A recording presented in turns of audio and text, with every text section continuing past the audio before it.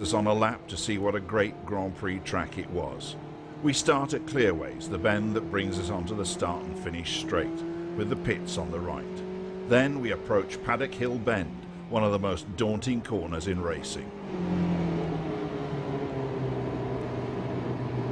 Out of Paddock we plunge downhill and up Pilgrim's Rise, heading towards Druids Hill Bend, another challenge because of the way the track drops away into the natural basin that makes Brands so good for spectators.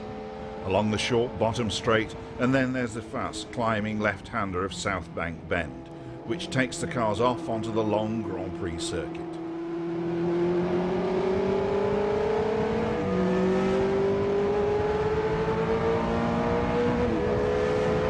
We're climbing all the time along here, heading up Hawthorne Hill, round Hawthorne Bend, and into the short Portobello Straight. Now we're heading into Westfield Corner. Then it's downhill again, through the right-handed Dingle Dell, and on into Stirling's, a fast left-hander.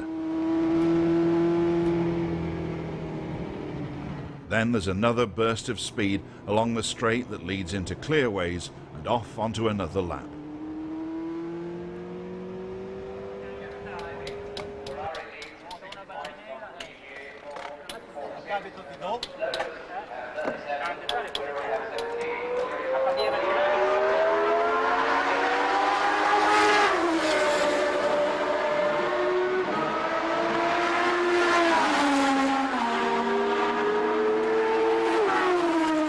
The Williams team came to Bрэnds-Hэтch with Alan Jones leading the World Championship standings and with Carlos Reutemann ready to give strong support in the quest for points in the Constructors' Championship.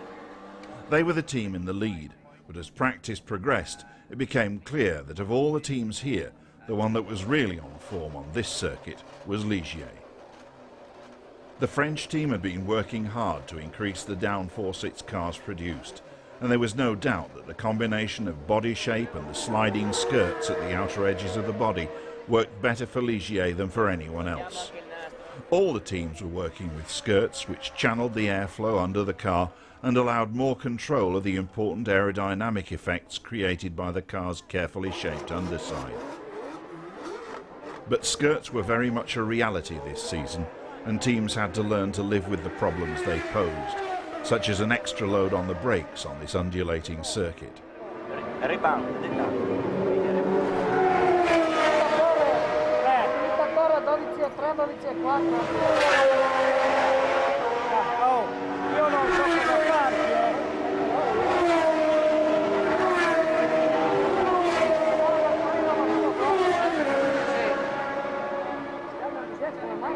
Sono le pastiglie nuove, bisogna fare dare le pastiglie ai dischi.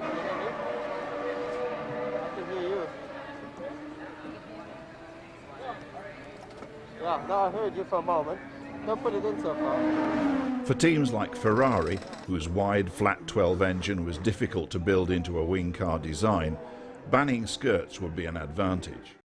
Sorts of reasons, like 27 of the world's finest drivers competing for 24 places, like the continuing needle match between the French Ligier and the British Williams cars, which has been raging all season, like the inspired efforts of the woman driver Desiree Wilson to qualify, and like the almost unbelievable sight of the reigning world champion Jody Scheckter only just making it into the top 24.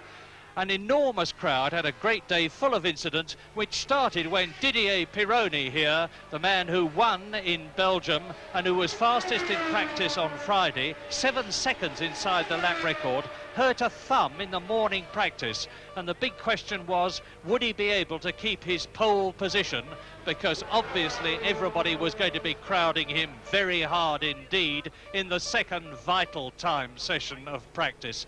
And it was another Frenchman who was in trouble then, René Arnoux, the Renault driver, well down in Friday's practice, trying very hard in the Renault. He went off at Graham Hill Bend, but fortunately he was all right. He got out of the car. He stumbled a bit as he got into the marshal's car to go over to the first aid centre, and practice was held up for some 20 minutes while the wreckage of his Renault 1.5 litre turbocharged car was removed from the course. But then they restarted the practice, and the plucky little René Arnoux came out of the first aid centre into the second T car, the Renault, and he qualified 16th position. The man who's won 2 Grand Prix this year. Then Didier, there is Arnoux being passed by Villeneuve as Arnoux in the turbocharged Renault came back to complete yet another lap. Then it was Didier Pironi, fastest in the second session at over 132 miles an hour, as he had been in the first session, and Pironi in the Ligier Gitane car with the 3-litre Ford engine at over 132 miles an hour, held pole position, by no means the first that he's had this year. And his teammate, Jacques Lafitte, there's Pironi, 25, in the Ligier, but it was his teammate, Jacques Lafitte, who was challenging him very, very hard indeed. And try as he might, there is Lafitte, number 26. He couldn't quite go as quickly as his teammate Pironi. Lafitte, 5th in the World Championship, 2nd fastest today, moved up to the 2nd position on the grid alongside Pironi. So it's Ligier's 1st and 2nd, French drivers 1st and 2nd, and the needle match between the Williams and the Ligier cars continues, because don't forget that Alan Jones won the French Grand Prix on the home ground of this man, Jacques Lafitte. Alan Jones, and there he is. Look for car number 27, the Saudia Leyland Williams cars. 3 times a Grand Prix winner this year, the leader of the World Championship. And Jones, the Australian, was 2nd fastest yesterday, but somehow or other he hadn't quite got the pace today that he had yesterday. He's out in an absolutely brand new car, by the way, one that's been built since the French Grand Prix. And Jones, who was very quick yesterday, as I say, couldn't quite match yesterday's pace today, and he dropped down into 3rd position on the grid. But typically Alan Jones, very phlegmatic about it, not the least bit ruffled, and we can expect him really to be pushing at the beginning of tomorrow's race. Carlos Reutemann, that car looks exactly the same, because it is. It's another Williams car, and it's Carlos Reutemann there, the man who won the Monaco Grand Prix and was 5th in the World Championship, and who won the British Grand Prix the last time it was held here at Bрэnds-Hэтch, and he was in a Ferrari then. 4th on the grid today. And number 5 is Nelson Piquet, the Brazilian driver, in the Brabham Ford car, 1st at Long Beach. Charged very hard today, so hard in fact that he spun at Clearways on 1 lap. Perfectly all right, the car was undamaged, and Piquet's in 5th position, 5th fastest on the 3rd row of the grid. There were a lot of incidents today all round the course. As I say, Piquet spun off, and he spun off at Clearways, which he's approaching now. And another to spin was Elio De Angelis in the Lotus. He qualified, so did his teammate Mario Andretti in 9th position. But Jody Scheckter, the reigning world champion, who won 3 races last year, had another day of misery in what's turning out to be an absolutely appalling season for him. And he only just qualified in, believe it or not, 23rd position out of the 24 drivers who are qualifying for tomorrow's British Grand Prix. The Ferraris just cannot get grip, and it doesn't look at all good for them tomorrow. But in the closing stages, Alan Jones, stung by the fact that there were 2 Frenchmen ahead of him, was really trying. He was going faster and faster every lap, getting closer and closer to Jacques Lafitte and to Didier Pironi, closer to Lafitte than Pironi, because Pironi was in absolutely superlative form. Jones got quicker, but he didn't make it. He was 3rd fastest at the end of the day in row 2. So it's Ligier's 1st and 2nd, Saudia Leyland Williams cars 3rd and 4th. And there, another Williams, Desiree Wilson, the woman driver, the only woman ever to have won a Formula One race, drove magnificently in an effort to qualify, and that's Rupert Keegan, and yet another Williams spinning off. He's back into Grand Prix racing after 2 years' absence, but in spite of that spin and a shattered motor car in the final minutes of practice, Rupert Keegan succeeded in qualifying, and he will be in tomorrow's race if they can get the car mended in time. But unfortunately, Desiree Wilson didn't make it and won't be driving in the British Grand Prix tomorrow. Rupert Keegan, by the way, perfectly okay. The car, as I say, it's going to be an all-nighter on it to get it done. He was just a bit too eager. Watch this. Keegan in the last closing stages of practice going off, and a very battered Williams indeed. And the tyres up against the Armco undoubtedly saved the car and Keegan from much worse damage. So the grid at the end of practice: fastest Pironi, second Lafitte, third Jones, fourth Reutemann, fifth Nelson Piquet, and a very good sixth position for Bruno Giacomelli in the Alfa Romeo. And Watson, the British driver, in 12th position. And at the end of a magnificent day's practice, on the eve of what promises to be an even better British Grand Prix, Jackie Stewart talked to World Championship leader Alan Jones and Frank Williams.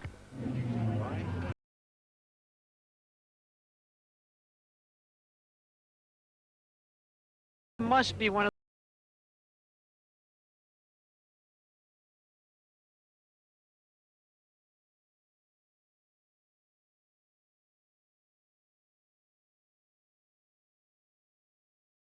You have a little problem. You trounced the French in the last Grand Prix at Paul Ricard. You won that Grand Prix. You've now come to Bрэnds-Hэтch and you find two French blue cars ahead of you in the starting grid. Well, they're in front of me on the starting grid in France as well. So therefore, can we expect an aggressive start in a run round Paddock Bend tomorrow? Well, I'll give it a go, but whether it'll come off or not, I don't know. But, you know, we'll be there, I think. Frank Williams, a man who's tried and tried and tried again, like that great Scottish man who never gave up. An Englishman. He waves the Union Jack flag in his pit. Frank, how has this fairy tale all come together? Well, about three things happened at the same time several years ago. I got a very good sponsorship from Saudi Arabia. They believed in what I was telling them and decided to back the team. We contracted Alan 3 years ago, and he has grown up with the team and brought us a lot of good results. And equally significant is that we have a very good English engineer called Patrick Head, who has provided the team and Alan with cars that are very difficult to beat.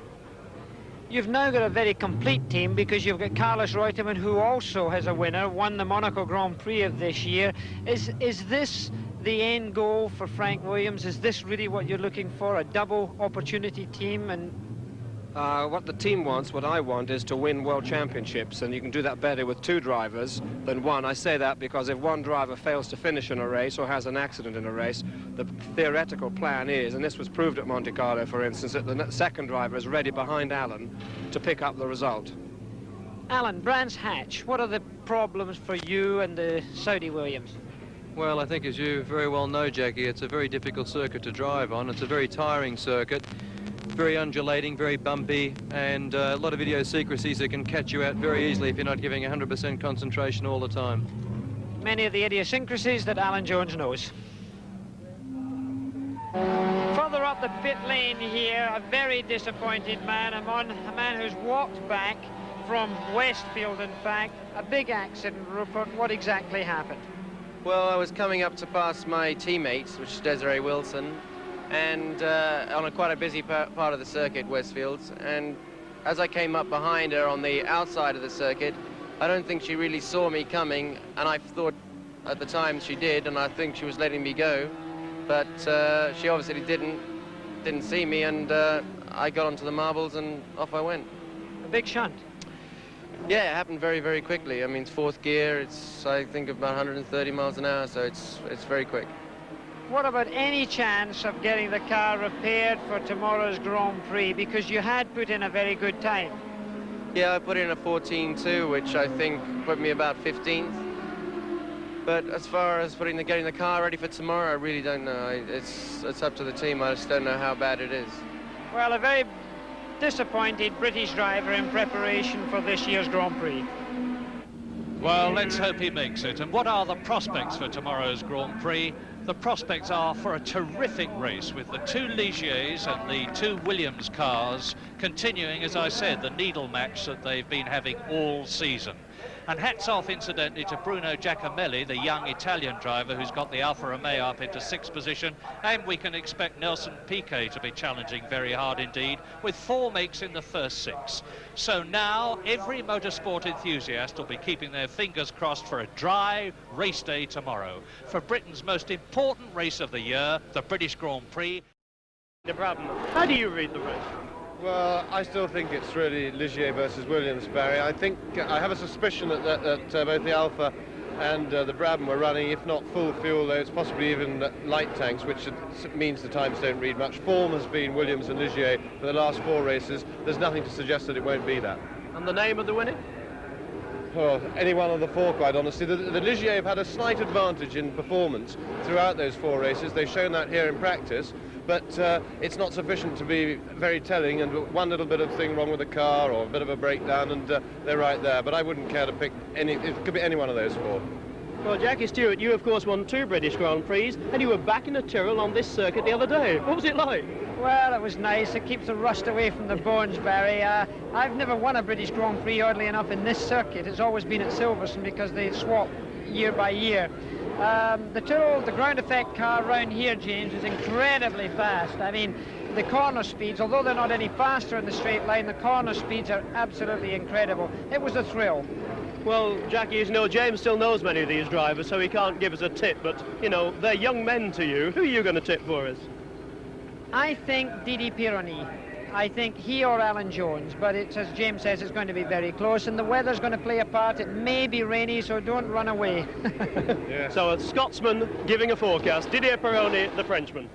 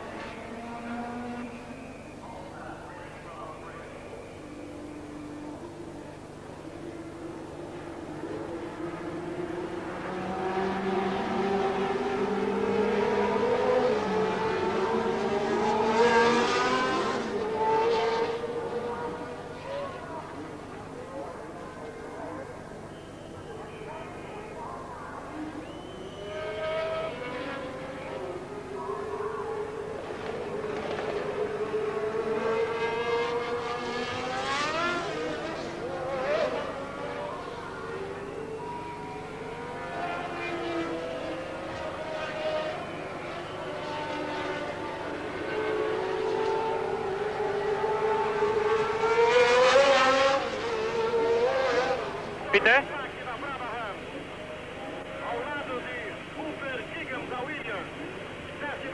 Grüß Gott, liebe Motorsportfreunde in Österreich, hier ist Bрэnds-Hэтch. Wir erleben in einer Viertelstunde den Start zum klassischen Grand Prix von England, der wahrscheinlich ein Höhepunkt dieser Formel-1-Saison werden wird auf der extremen Fahrerstrecke von Bрэnds-Hэтch. Es ist der 8. Lauf zur Automobil-Weltmeisterschaft und es ist Zeit für irgendwelche Vorentscheidungen. Denn Sie sehen, Alan Jones, der Australier, führt 3 Punkte vor Nelson Piquet, dem Brabham-Piloten, und dahinter mit 5 Punkten Rückstand auf Alan Jones 2 weitere Fahrer, René Arnoux und Didier Pironi, der Trainingsschnellste. Dahinter folgen Reutemann und Lafitte mit je 16 Punkten. Und wir hatten im Training eine unglaubliche Trainingsbestzeit von Didier Pironi mit dem Schnitt von 213 Kilometer pro Stunde. Das war 7,6 Sekunden besser als der offizielle Rundenrekord, den Niki Lauda hier in Bрэnds-Hэтch vor 2 Jahren aufgestellt hat. Vielleicht wissen Sie, Bрэnds-Hэтch ist seit 1964 Schauplatz des englischen Grand Prix, alternierend mit der ehemaligen Royal Air Force Flughafenpiste von Silverstone. Bрэnds-Hэтch eine extrem schwierige Strecke, Schnitt wie gesagt 213 Kilometer pro Stunde im Training, andauernde Richtungsänderungen, Richtungswechsel, und zwar nicht nur seitlich, rechts oder links, sondern auch hinauf und hinunter, auch vertikal. Sie sehen vielleicht hier bei dieser ziemlich welligen und zuerst bergab und dann bergauf führenden Zielgeraden, was sich in Bрэnds-Hэтch hier in den Rennwagen mit 500 Pferdestärken in etwa abspielt. 27 Fahrer haben trainiert, 24 haben sich qualifiziert.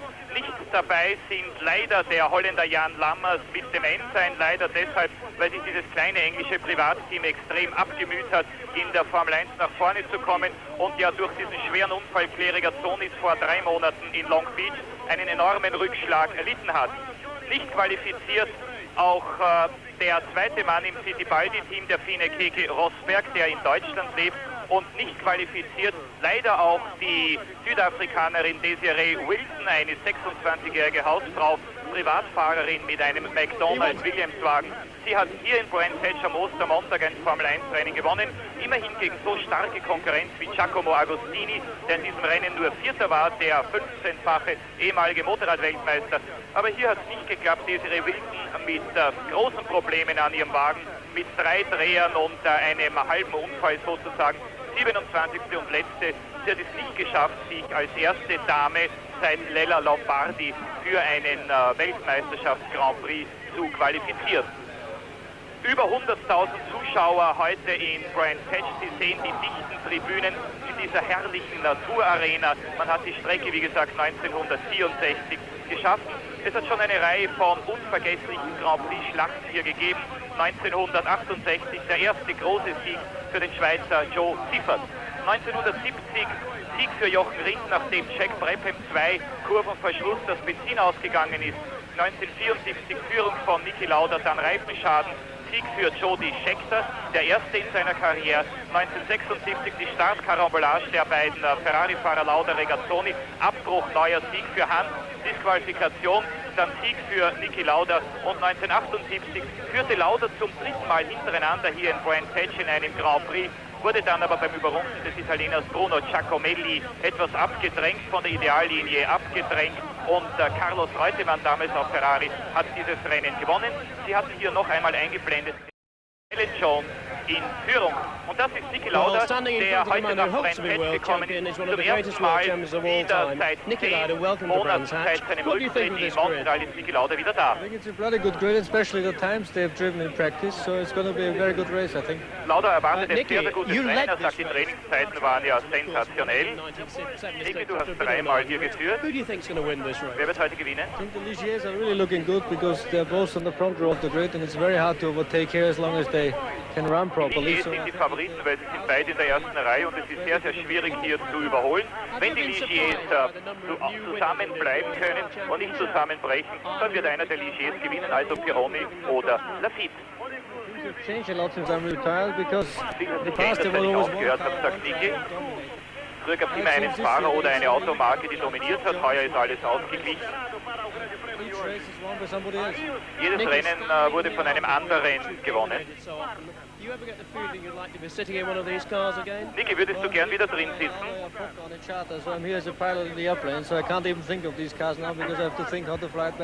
Lauda sagt, er hat gar keine Zeit, an diese Autos zu denken. Er ist mit der Lauda Air hierher geflogen, hat 44 Schlachtenbummler zum englischen Grand Prix gebracht und er sagt, er muss eigentlich erst schon wieder an den Rückflug denken und nicht daran, je wieder in einem Rennwagen zu sitzen.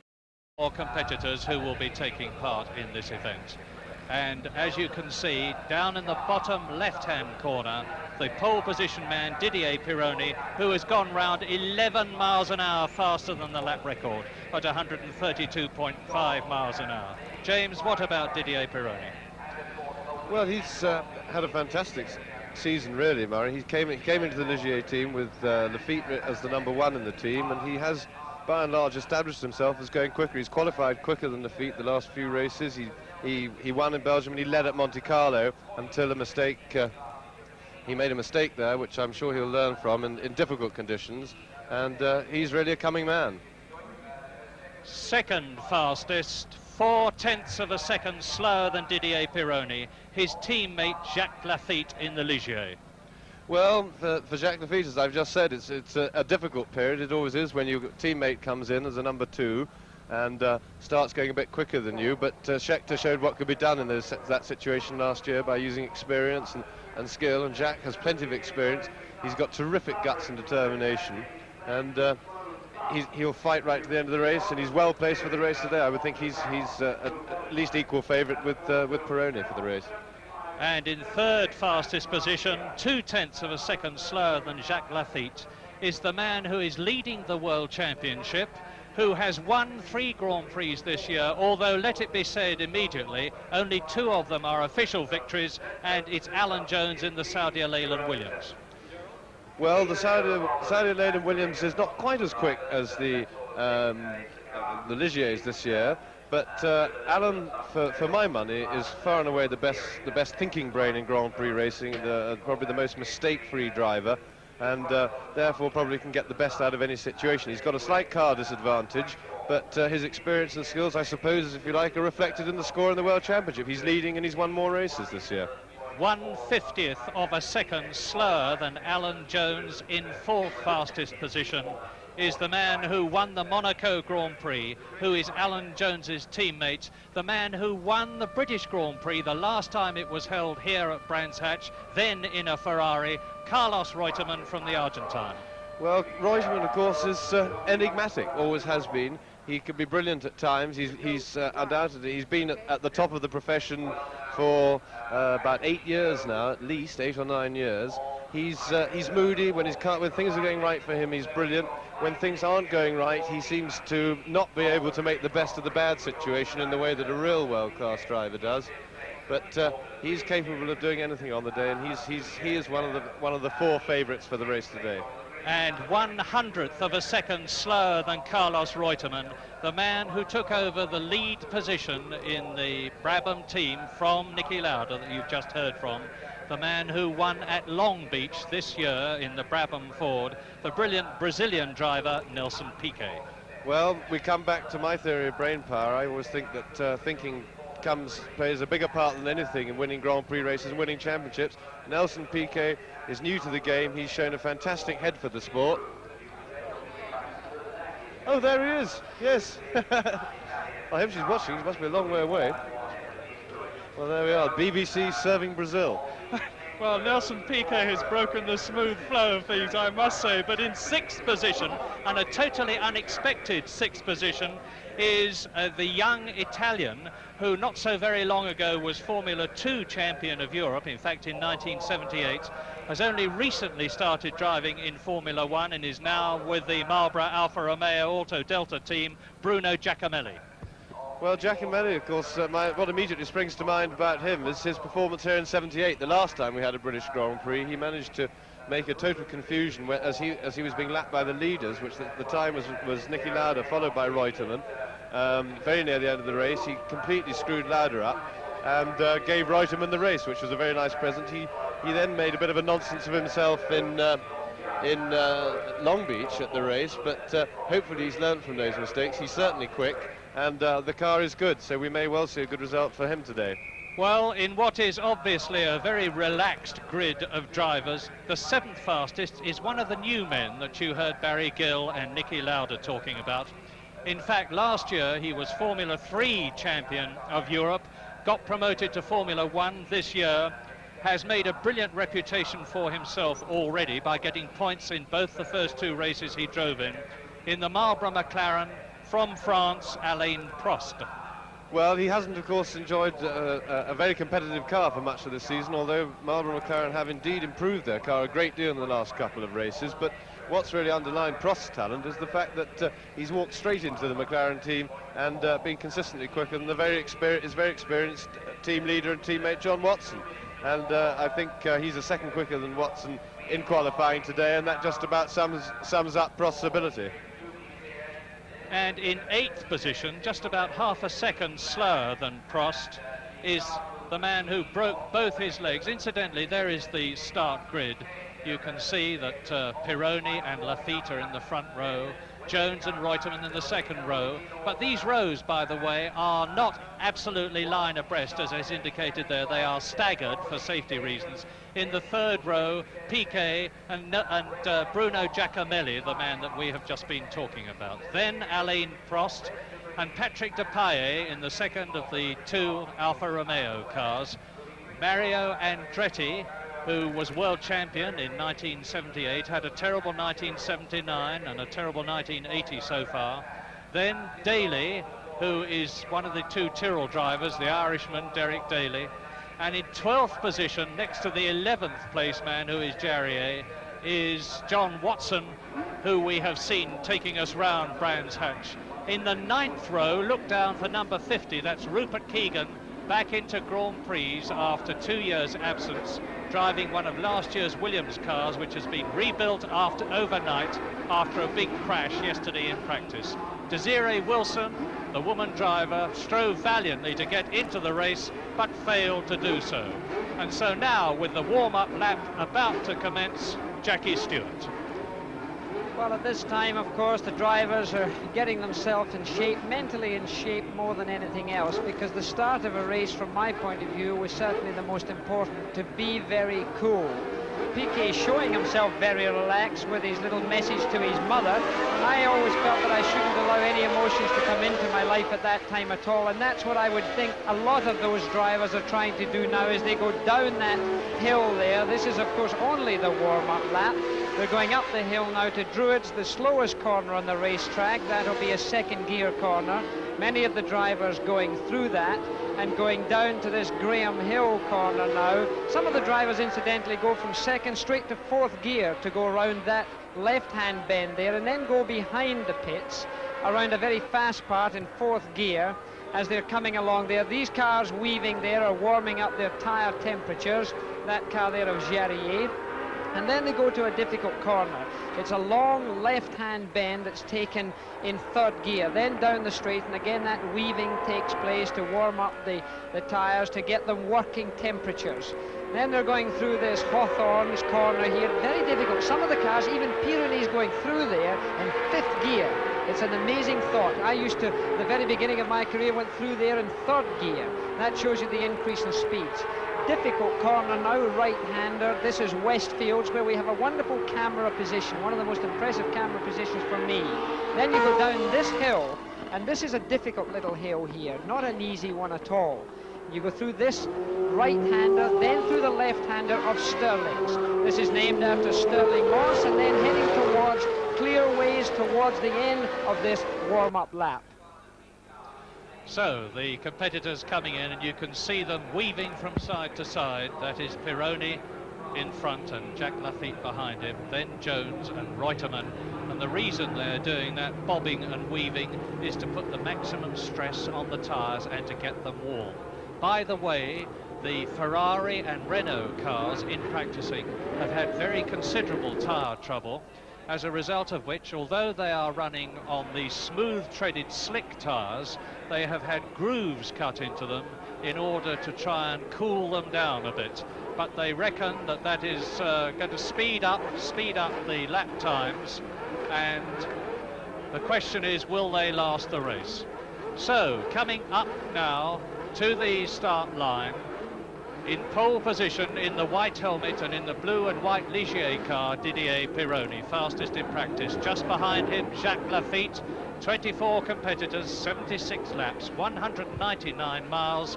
Alan Jones leading the World Championship just to the extreme left of your picture, the white and green Saudia Leyland Williams car. Then to his right is Carlos Reutemann, and we are waiting for the start.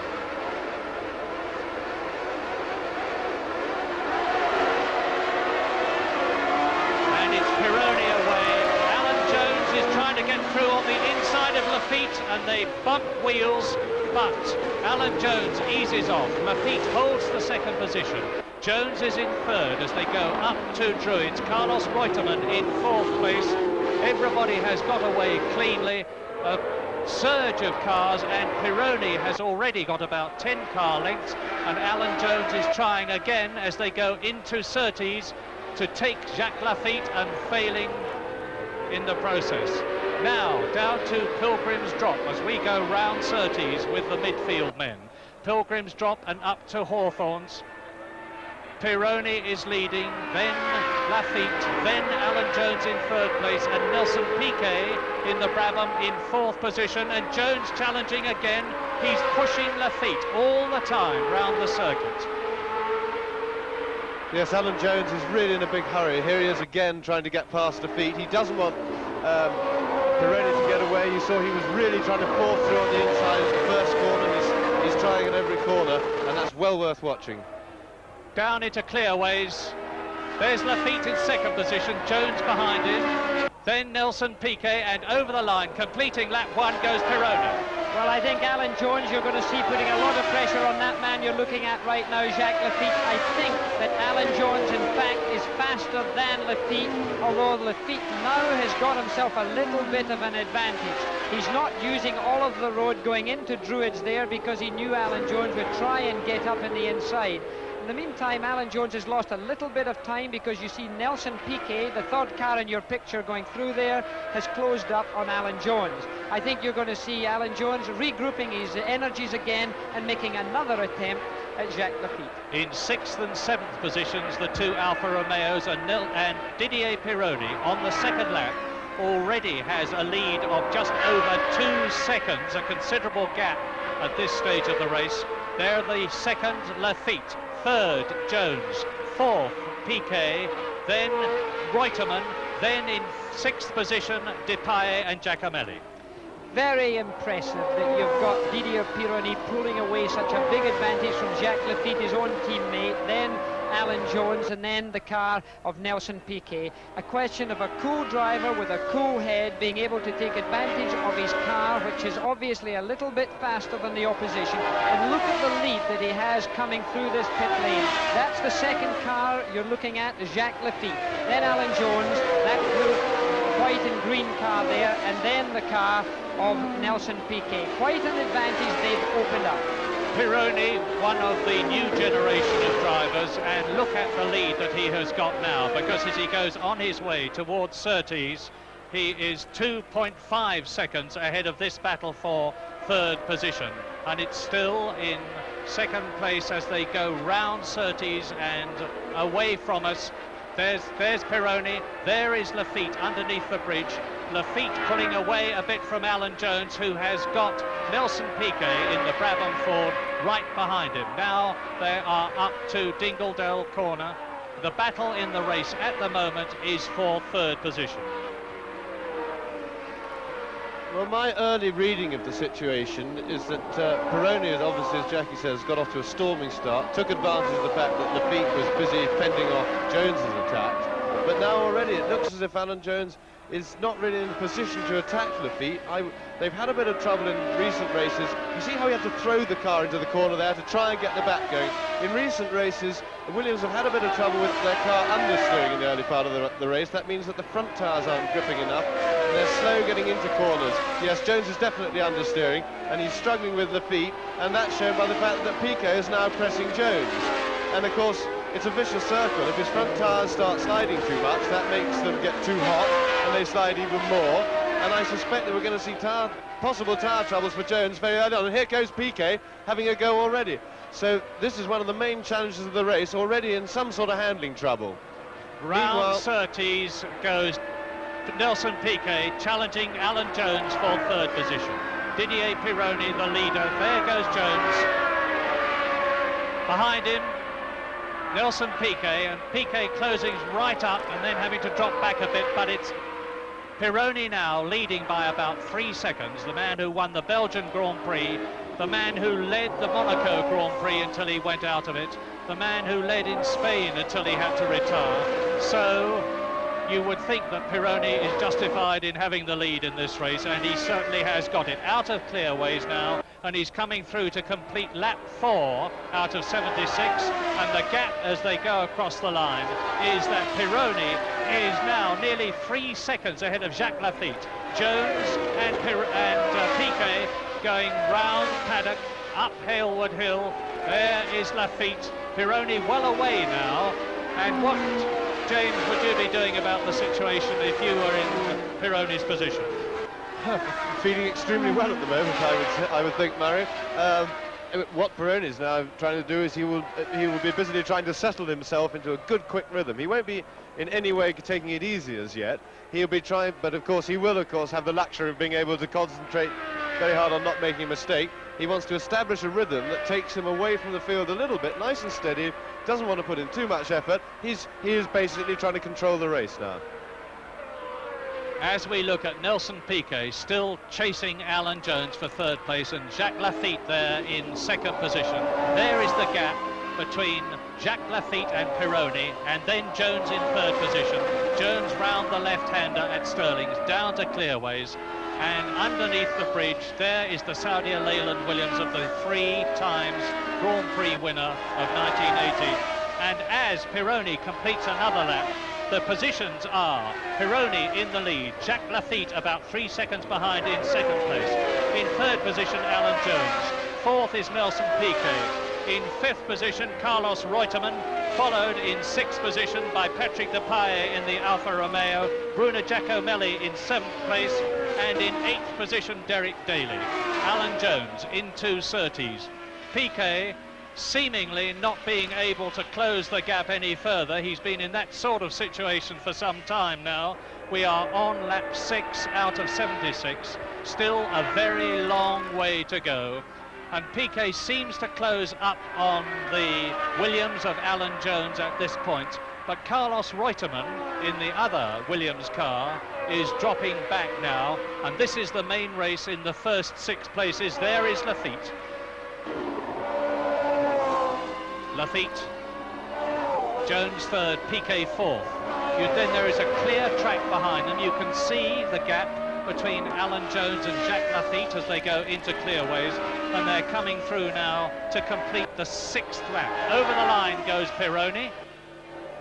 Over the line goes Jacques Lafitte. 2.65 seconds is the gap on lap 7. Jones and Piquet third and fourth. And I'm looking up into the sky. There are grey clouds up there, but it seems at the present moment as though things are perfectly okay. There is a bad weather forecast for later in the race. James.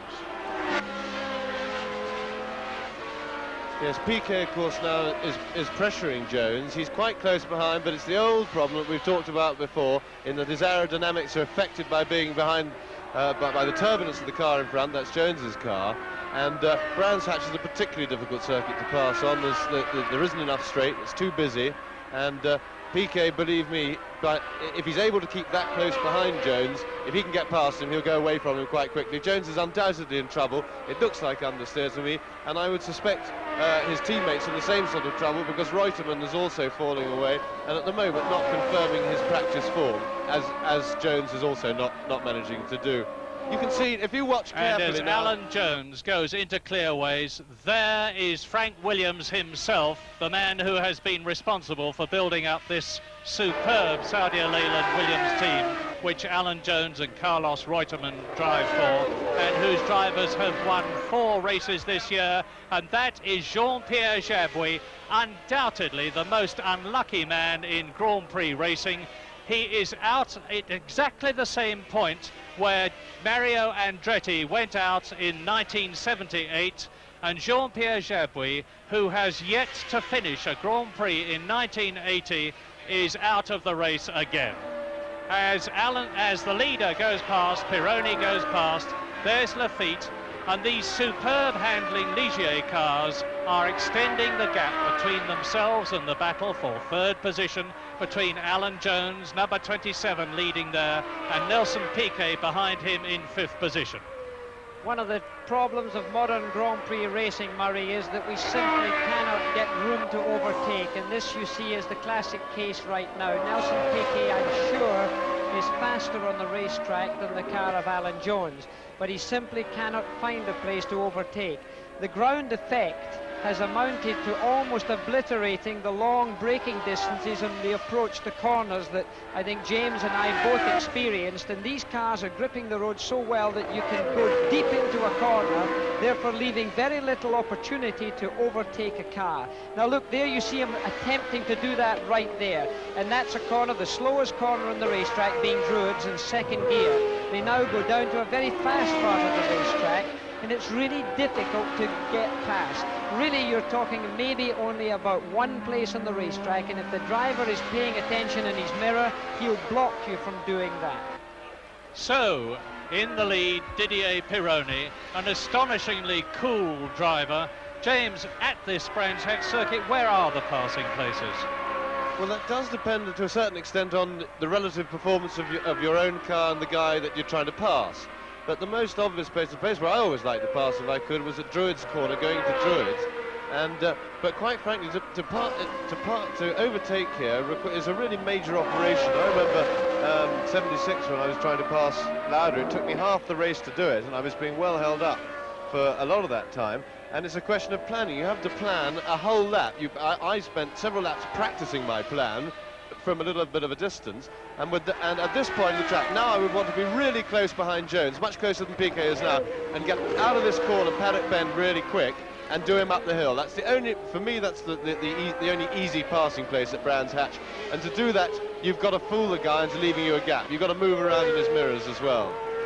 Well, Piquet doesn't seem to be able to do anything about it at the moment, and Didier Pironi, the race leader, who put up the fastest lap in practice at a time of 1 minute 11 seconds, compared with Nelson Piquet's lap record, that's Jacques Lafitte in second position, compared with Nelson Piquet's lap record last year, 1 minute 17.5.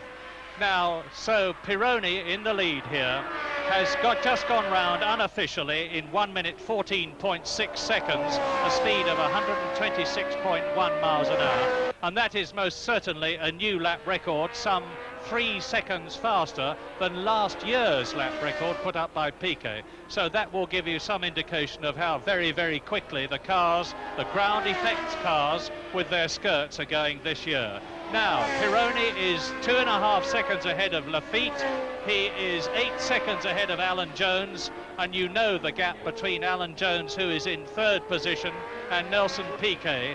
And Didier Pironi, 1 minute 14.529. How is that for exactitude? And that's a speed of 126.246 miles an hour. The unofficial timing was about right, and Pironi is driving absolutely superbly, controlling the race from the front. Jacques Lafitte, his teammate, between him and the battle for third position. So Jacques Lafitte, there he goes, round the right-hander at Westfield, down towards Dingledell and Dingledell Corner, which is going into Dingledell now. There's Dingledell Corner, then the little short straight before Stirling's. And do you imagine, Jackie Stewart, that there are any team orders between Didier Pironi and Jacques Lafitte? I think at this stage there are no team orders at all. Didier is just trying to build up as much of a lead as he can over his own teammate. If they were to have a cushion of, say, 10 or 15 seconds before the next car, they could then be considered to be allowing one driver to pass the other. But I don't think you'll see that. The reason is that right now Pironi is in such a strong position in the World Championship, no one would threaten that. And look at this. Here you have a situation where there's still the World Championship at risk for that man, Alan Jones, because after all, remember, he is leading the World Championship. Nelson Piquet, a threat to his World Championship and a threat on the racetrack right now. Piquet, considerably younger, less experienced, perhaps a little less cool, but tremendously mature for his age. A driver that I reckon very, very heavily for the future. So that's the situation with them. Alan Jones, very experienced. Nelson Piquet, a man who's been able to follow Emerson Fittipaldi and the late Carlos Paci from Brazil to enjoy an immense amount of publicity and enthusiasm from that crowd. And as so very often this year, this 1980 British Grand Prix is turning out to be a very reliable race. We've only had one car go into the pits, and that was Eddie Cheever. And the first 6 places are still intact. Only Jean-Pierre Jabouille, the unfortunate Renault team leader, is out of the race, and he really does seem to have a jinx on him this year because he's yet to finish a race. Lap 13 then, out of 76, long, long way to go. Pironi holding a very secure lead and a big cushion between himself and his teammate Jacques Lafitte. Then, in modern racing terms, quite a long gap between the battle for third and the second place man, Jacques Lafitte, and that is the battle for third. World Championship leader Alan Jones, who has already this year won in the Argentine. He won the last 2 Grand Prix in Spain and France, albeit an unofficial win in Spain. And so Jones fighting for World Championship positions. It's interesting to look at the different techniques of driving around this racetrack. Nelson Piquet is taking a different line on many occasions, and he's having a threat to overtake here. He was very close. He was getting himself into a very close position. Let's have a look at the cars going around the racetrack and see if you can notice the difference. Look out for Paddock Bend. It's about 2 corners away. When they come towards that corner, you will see Piquet goes considerably wider. Now let's look at that now. We're going to have these cars coming towards you, and when they come towards you, Jones's white car turns in earlier. Now you see how it's much earlier into the racetrack, and Piquet stays way outside. So even though people say there's only one line around a racetrack, 2 different cars handle in a different way. So therefore it's considerably different for a driver to try and make his car do what he can best make it do. Yes, I think, Jackie, the only thing is that if that's an understeer problem that Jones is taking, causing him to get in a little bit early, because he can't take that sharp turn in, of course, that Piquet can get if his front tyres are gripping properly. I notice, though, that Piquet's not pressing Jones quite as hard as he was. Now, whether that's because Piquet's early superiority car-wise has reduced, or whether because he's feeling the effects on concentration and physical effort of driving right up somebody's chuff. It's always that much more difficult to be right up somebody's exhaust pipe. You get more turbulence, you can't see where you're going, and it's a big strain on concentration and stuff. So maybe he's taking a breather and waiting for Jones staying just in range for a mistake. We are on, or just completing, lap 14. In fact, the leaders have completed lap 14, are on there. There is Elio De Angelis, the young Italian team man in the Lotus team, with ex-world champion Mario Andretti. De Angelis has had quite a good season, but he's in trouble in this race, and still the battle for 3rd place continues. The battle between Alan Jones, the front of these 2 cars, and Nelson Piquet in the Brabham Ford. So the positions, it's still Didier Pironi leading by a good 3 seconds from Jacques Lafitte. Jacques Lafitte in the Ligier is 8 seconds ahead of Alan Jones. There is the gap between Alan Jones and Piquet, and this is where Piquet has challenged in the past. In turns the Williams, there goes the Brabham. Behind them in 5th place Carlos Reutemann, and then behind Reutemann, number 28, are Depailler and Giacomelli, the 2, and we're almost going to see a change of position because Nelson Piquet is pressing Alan Jones in 3rd place very, very hard indeed. The man who has won 3 Grand Prix this year, Alan Jones, being pushed by the man who has won 1 Long Beach, that's Nelson Piquet. And at this stage, after 13 laps, Pironi leading Lafitte, the 2 Ligiers. Then the Saudi Al-Alam Williams of Alan Jones. 4th, the Brabham Ford of Nelson Piquet. 5th, the Williams of Carlos Reutemann. And 6th, Patrick Depailler in the Brabham Alpha. A long way to go. 20. Fittipaldi und 22. mit einer Runde Rückstand bereits De Angelis, 23. mit 2 Runden Rückstand Eddie Cheever. Einziger Ausfall bis jetzt Jean-Pierre Jabouille mit dem Renault Turbo.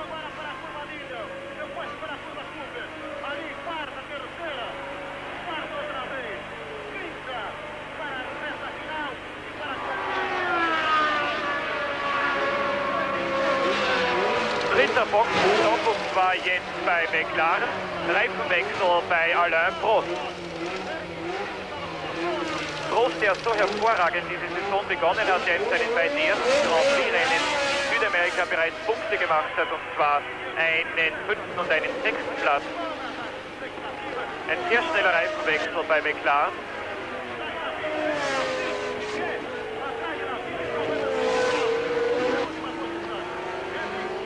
Blaue Flaggen heißen überholen lassen, überrunden lassen. Pironi hat Prost überrundet, das heißt, Prost hat eine Runde verloren.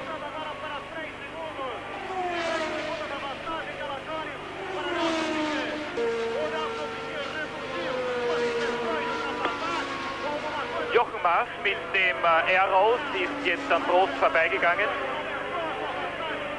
Und dahinter auch Emerson Fittipaldi, der zum ersten Mal heute den neuen Fittipaldi F8 fährt, hat sich im Training mit einiger Mühe für die vorletzte Reihe qualifizieren können. Die Differenz zwischen Pironi und Lafitte sinkt unmerklich, 2,54 in der vorigen Runde und jetzt 2,51 nach 16 Runden. Der Reifengummiabrieb markiert die Ideallinie, aber das wissen Sie sicherlich.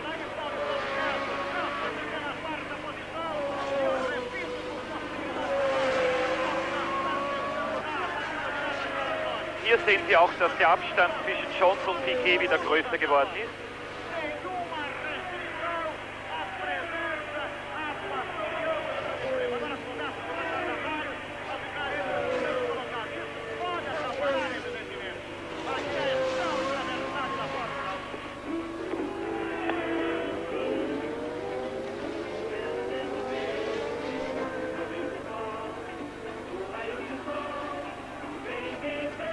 Sehr schnell jetzt Jacques Lafitte, nur noch 1,5 Sekunden Rückstand auf den führenden Pironi. Die Kamera bei Elton Jones, vor Elton Jones liegt Alain Prost. Das ist jetzt sehr interessant zu beobachten, wie lange Prost das Tempo der Spitzenreiter mithalten kann. Aber in der Box von Alfa Romeo jetzt Bruno Giacomelli lag an der 7. Stelle hinter seinem Teamkollegen Patrick Lefayet. Sämtliche Teams haben heute Mittag unmittelbar vor dem Start Reifenwechsel, Boxenstopps nach der Stoppuhr geübt. Am schnellsten war übrigens die deutsche ATS-Boxenmannschaft mit 14,5 Sekunden. Man hat deshalb Reifenwechsel gestoppt, um für den Fall von Regen gewappnet zu sein, aber auch für den Fall, dass man die Reifen wechseln muss. Denn es werden hier auf dem Kurs von Bрэnds-Hэтч vor allem die linksseitigen Reifen enorm beansprucht.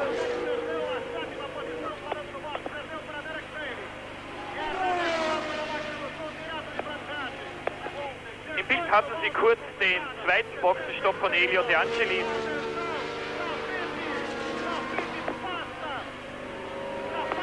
Pironi ist jetzt langsamer geworden und Lafitte hat die Führung im Grand-Prix von England übernommen. Jawohl, Pironi in Schwierigkeiten, Pironi ist langsamer geworden und Jacques Lafitte ist an Pironi vorbeigegangen. Jetzt ist auch Patrese an Pironi vorbei. Ja, das ist der dramatische Führungswechsel in der 19. Runde. Ich habe den Eindruck, dass Pironi links vorne, ja, jetzt sehen Sie es ganz deutlich, links die Luft verloren, das linke Vorderrad. Und jetzt ist natürlich die Frage, wie lange braucht Pironi, um an die Box zu kommen, um diesen Vorderreifen wechseln zu können. Schafft er es halbwegs schnell, um nicht allzu viel Zeit zu verlieren, und vor allem ist Pironi so diszipliniert, um so langsam zu fahren, dass er den Reifen nicht völlig demoliert, dass er nicht die Felge zerschlägt und vielleicht damit einen Schaden an der Radaufhängung herbeiführt. Genau das Gleiche ist ja vor 2 Jahren hier Riccardo Patrese passiert, der an 2. Stelle lag, und Didier Pironi hat es geschafft. Pironi hat eine halbe Runde gebraucht bis an die Box. Reifenwechsel links vorne.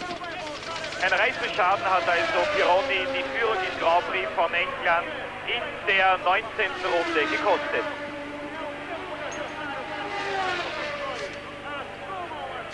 Aber er hat sich sehr vernünftig angestellt. Er hat jetzt diese Geste, hat bedeutet, wechselt rundherum, wechselt alle 4 Reifen. Ursprünglich haben die Ligier-Mechanik jetzt nur die beiden Vorderreifen gewechselt. Der Boxenstopp dauert schon sehr, sehr lange.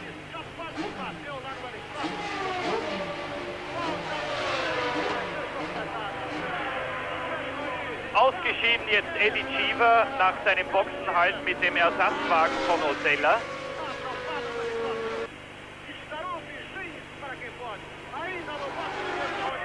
Und immer noch in der Box Didier Pironi. Das rechte Hinterrad scheint nicht, doch jetzt ist drauf, und der Schlag aufs Vorderrad hat bedeutet, okay, fahr weiter. Ein sehr langer Boxenhalt, der Didier Pironi vermutlich den Sieg im heutigen Grand Prix von England gekostet hat, oder zumindest die Chance, dieses Rennen noch zu gewinnen. Das gleiche Schicksal als Führender im Grand Prix von England wegen Reifenschadens an die Box zu müssen, hat ja schon einige Rennfahrer getroffen. Vor 2 Jahren hier Mario Andretti oder vor 6 Jahren Niki Lauda. Der führende Jacques Lafitte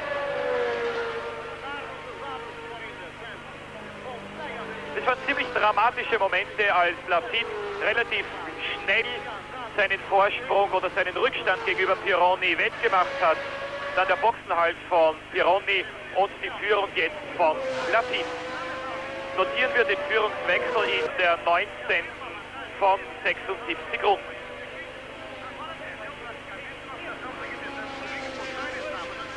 Und jetzt ist natürlich die Frage, ob sich Jacques Lafitte den Grand-Prix so einteilen kann, dass er einerseits vor Elton Jones, dem momentan ersten Verfolger, bleibt und andererseits aber seine Reifen derart schonen kann, dass er sich einen Boxenhalt im Gegensatz zu Pironi ersparen kann.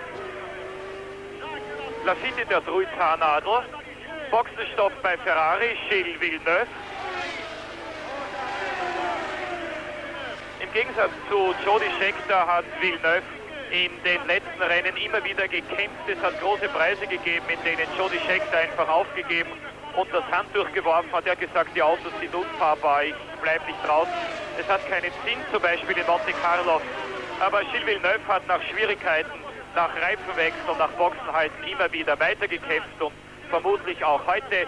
Villeneuve lag an der 13. Stelle, als er an die Box kam. Und das schaut nach einem größeren Problem aus. Motor oder Elektrik. Schon im Training hatte Teamkollege Scheckter einen Motorschaden. Mit der blauen Kappe sehen Sie übrigens Marco Piccinini. Mit der schwarzen Jacke sehen Sie Dupasquier. Er ist der Reifenchef der französischen Marke, die Ferrari und Renault betreut. Das ist natürlich noch nicht der lang erwartete Ferrari Turbo 126T.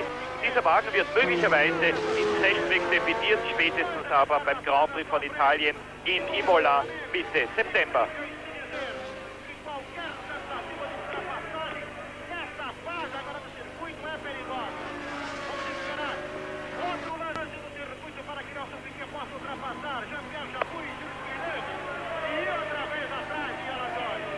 Vielleicht haben Sie zu Hause mittlerweile die Stoppuhren gedrückt.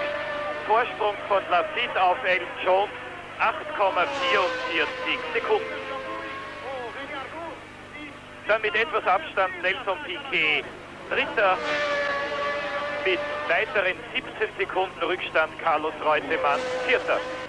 Fünfter ist Derek Daly auf Tyrrell, sechster Mario Andretti auf Lotus, siebenter Patrick Depailler auf Alfa Romeo, achter Jean-Pierre Jarier auf Tyrrell, neunter John Watson auf McLaren, zehnter, und das wird die Schweizer und die deutschen Zuschauer hoffentlich besonders freuen, Marc Surer mit dem deutschen ATS, elfter ist Hector Rebacke. Das sind die einzigen Fahrer momentan in der gleichen Runde wie der führende Franzose Lafitte. 12. ist Keegan, 13. Depailler, 14. Arnoux, 15. Scheckter, 16. Patrese, 17. nach seinem Boxenhalt Prost, 18. Fittipaldi, 19. Jochen Maas,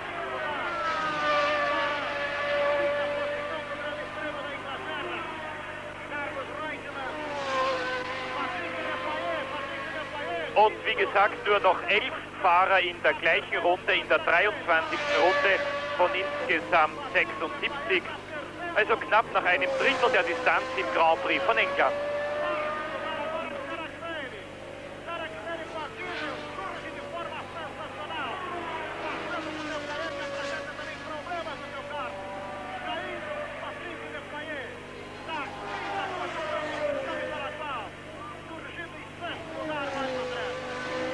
Giacomelli mit dem zweiten Alpha war mittlerweile zum zweiten Mal in der Box. Teamkollege Patrick Depailler liegt an 7. Stelle.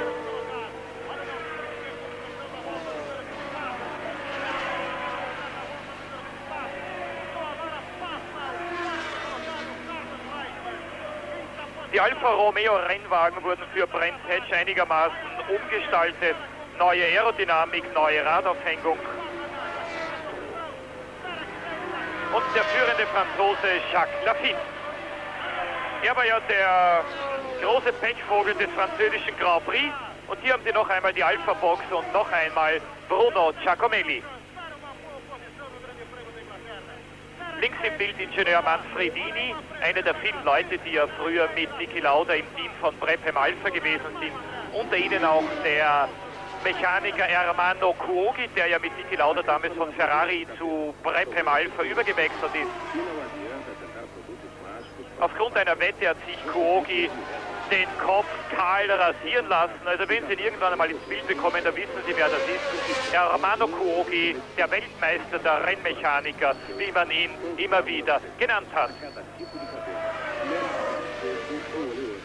Entschuldigen Sie bitte meinen Irrtum, das war nicht Giacomelli in der Box, sondern das war Patrick Depailler.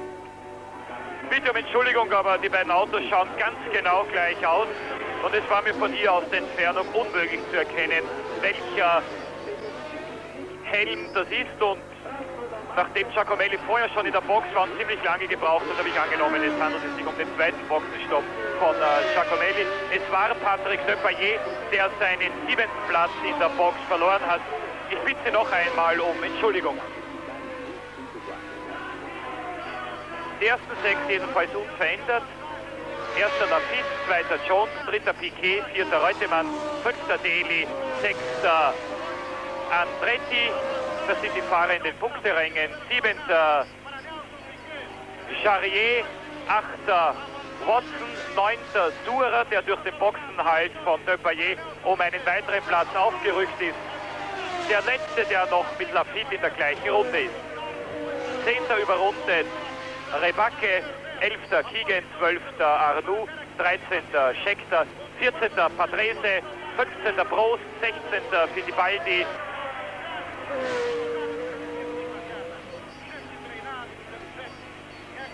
Und an der 17. Stelle der bis zur 19. Runde in Führung gelegene Didier Pironi.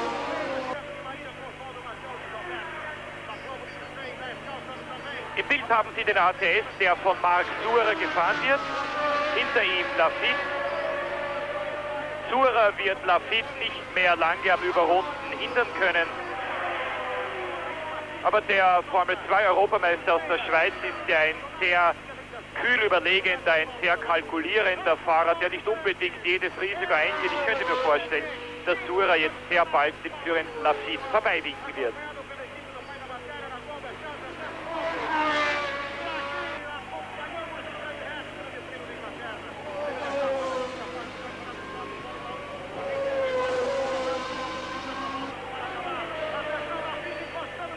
Alan Jones, Rückstand 12,44 auf Lafitte. Zwischen Jones und Piquet einer der beiden an den Boxen gewesenen Alfa Romeo.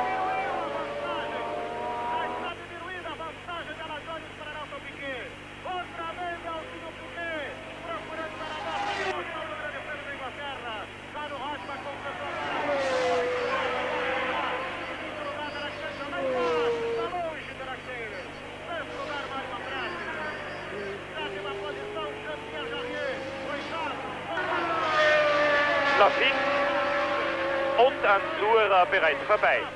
Surer, der Schweizer mit dem ATS, liegt wie gesagt an 9. Stelle. Seine großartige Leistung. Der Fahrer ist zum ersten Mal hier in Bрэnds-Hэтch. Das ist ein Kurs, der nicht sehr leicht zu lernen ist. Es gibt 3 absolut blinde Kurven, ausgesprochene Mutproben.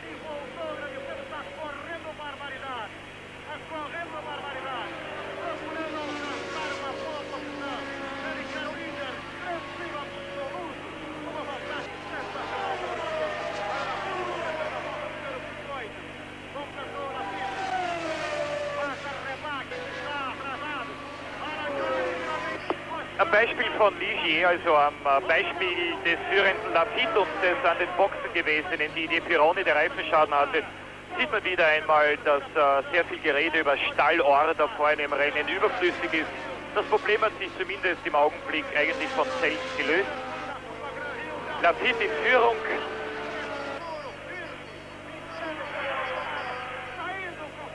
Pironi momentan an 16. Stelle. Mit einem Rückstand von 2 Runden auf seinen führenden Teamkollegen Laffite. Genau sind es 1 3/4 Runden. Das ist ungefähr 2 Minuten.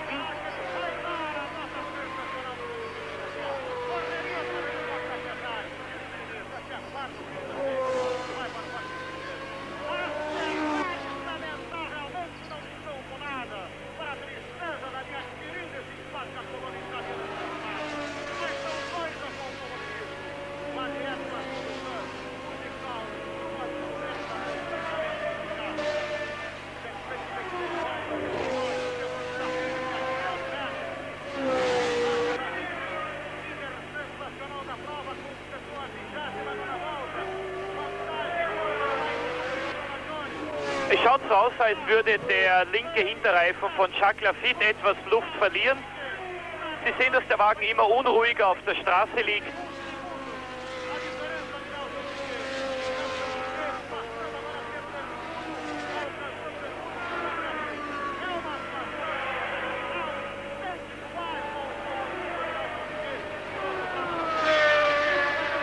Ja, und jetzt haben Sie auch den Reifenrauch gesehen.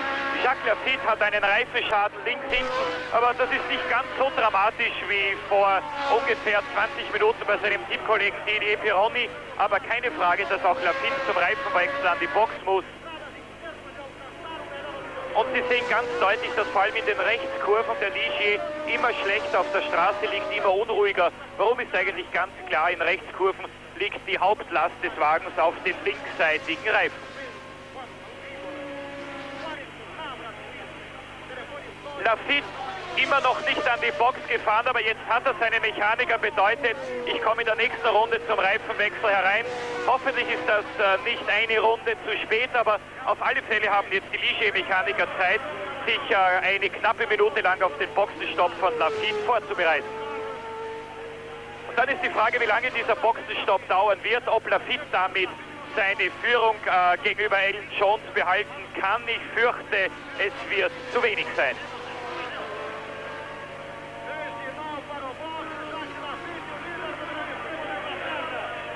Deutlich können Sie sehen, dass Marc Surer, der überrundete Schweizer, wieder näher an Laffite herangekommen ist. Und jetzt geht der Reifen runter. Jawohl, Unfall von Jacques Laffite. Mein Gott, das ist Pech für den Franzosen, den ewigen Pechvogel in der Formel 1. Ich wollte es nicht verschreien, aber ich habe Ihnen vorhin gesagt, hoffentlich kommt der Boxenstopp von Laffite nicht eine Runde zu spät.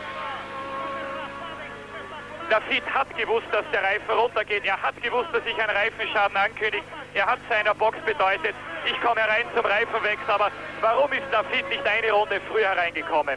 In dem Augenblick, wo der Reifen explodiert ist, wo der Druck nicht mehr ausgereicht hat, denn die Formel 1 Reifen haben ungefähr 0,8 bis 0,9 ATÜ. In dem Augenblick, wo nur noch vielleicht 0,2 oder 0,3 ATÜ drinnen waren, ist dieser Reifen dann endgültig explodiert und Laffite hatte einen Unfall, hat sich in der Zielkurve von der Strecke gedreht. Wenige Meter hätten dem Franzosen gefehlt, um die Box zu erreichen und damit den Reifen zu wechseln und dann als Dritter oder Vierter wieder ins Rennen zurückzukommen. Naja, ein typisches Beispiel, dass man dieses Rennen auf alle Fälle nicht hätte verlieren müssen bei Ligier. Pironi hat Pech gehabt, aber Laffite hätte wissen müssen, dass er zum Reifenwechsel an die Box muss. Neuer Führender jetzt im englischen Grand-Prix, Alan Jones. Jones wird jetzt Surer überrunden, es ist passiert. Surer war in Schwierigkeiten, hat den Wagen abfangen können, jawohl, aber er hat trotzdem in dieser Passage 20, 25 Meter auf Alan Jones verloren.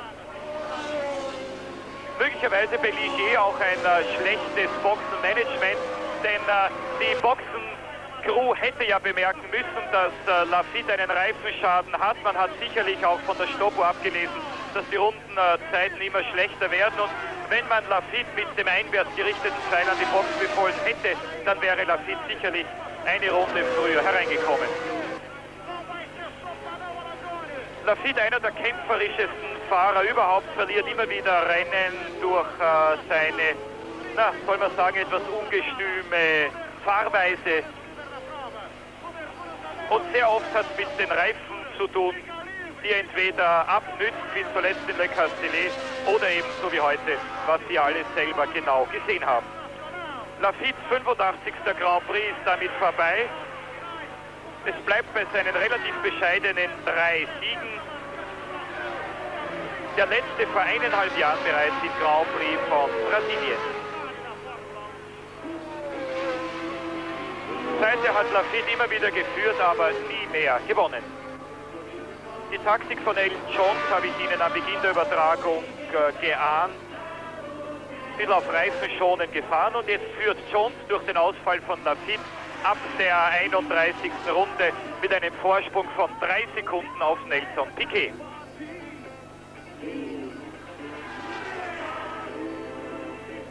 Bрэnds-Hэтch wie jedes Jahr oder wie alle 2 Jahre ein sehr spannender Grand Prix mit Führungswechseln.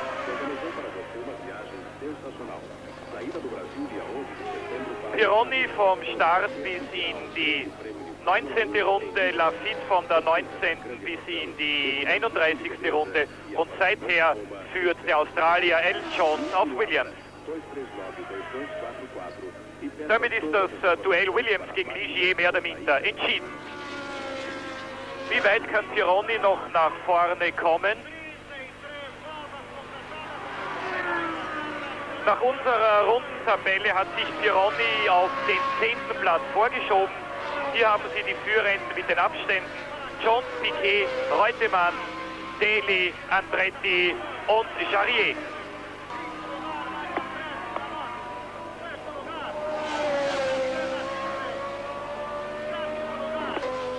Nachricht für die deutschen Zuschauer: Jochen Maas war an der Box zum Reifenwechsel.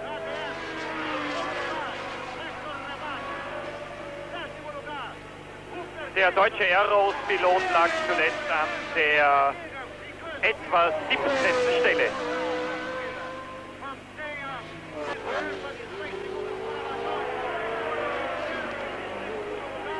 Schade um das Duell Williams gegen Ligier.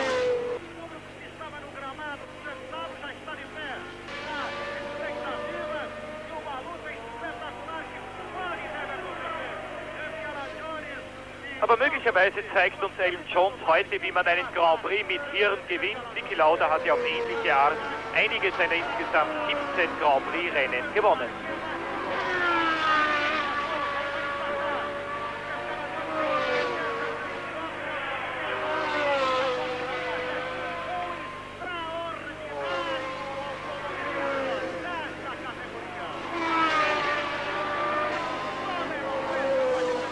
Wo stehen die Weltmeisterschaftsgegner von Elton Jones? Nelson Piquet unmittelbar hinter ihm an der 2. Stelle. Didier Pironi nach seinem Reifenschaden und dem Boxenhalt an der 10. Stelle. Lafitte ausgeschieden.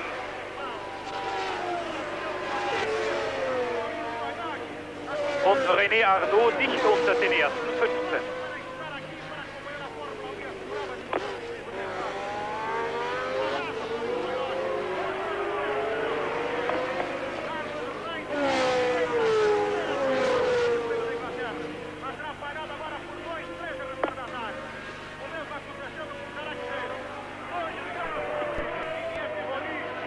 Die großen Geschlagenen heute sicher Ligier und Renault, denn nach dem Ausfall von Jabouille ist mittlerweile auch René Arnoux an die Box gekommen. Im Bild sehen Sie Watson und Jones.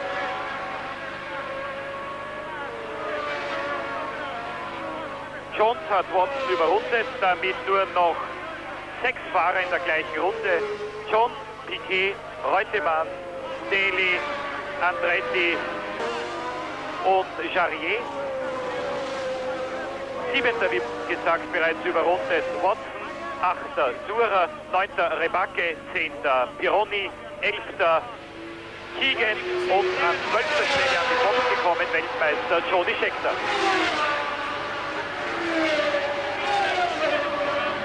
Tire changes. No way, it's just hard work.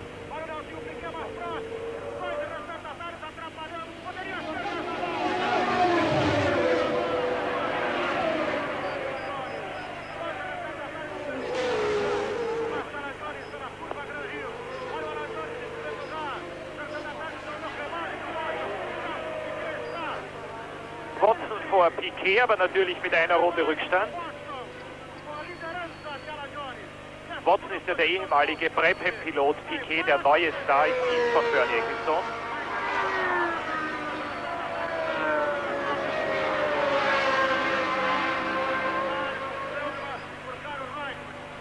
In Westfield ist Piquet an Watson vorbeigegangen.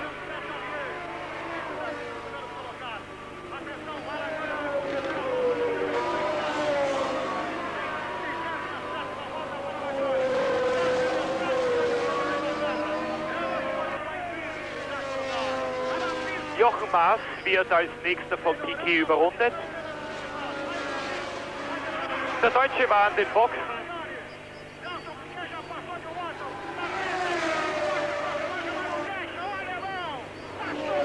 Und im Paddock der schnellen Kurve unmittelbar nach Start und Ziel hat Patrese Maas überrundet. Entschuldigung, Piquet Maas überrundet. Patrese ist ja der Teamkollege von Maas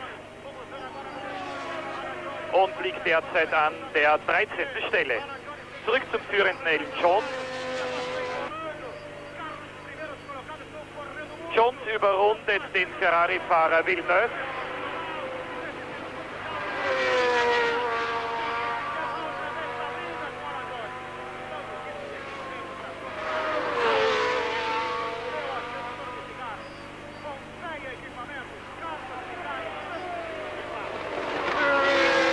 Ja, jetzt hat Villeneuve versucht zu demonstrieren, dass er immer noch da ist, wollte sich sozusagen wieder zurückrunden.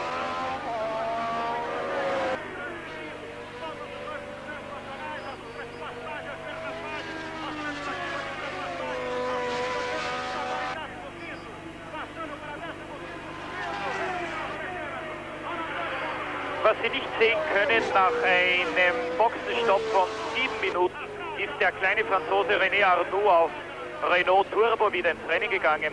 Arnoux, der gestern, wie gesagt, einen schweren Unfall im Abschlusstraining gehabt hat, genau an dieser Stelle, die Elton Jones jetzt passiert hat. Graham Hill Band, Graham Hill Kurve, also gefahren im 4. Gang.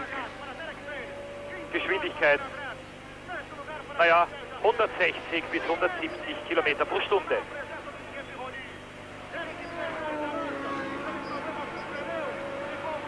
Hat es den ausgefallenen Renault Turbo von Jabouille, der führende Elton Jones.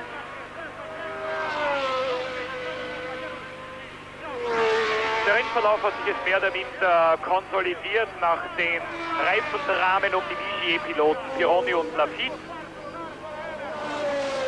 Elton Jones fährt heute seinen 75. Grand Prix. 7 hat er bis jetzt gewonnen. Nicht dazu gerechnet den sogenannten illegalen Piraten Grand Prix in Jarama in Spanien.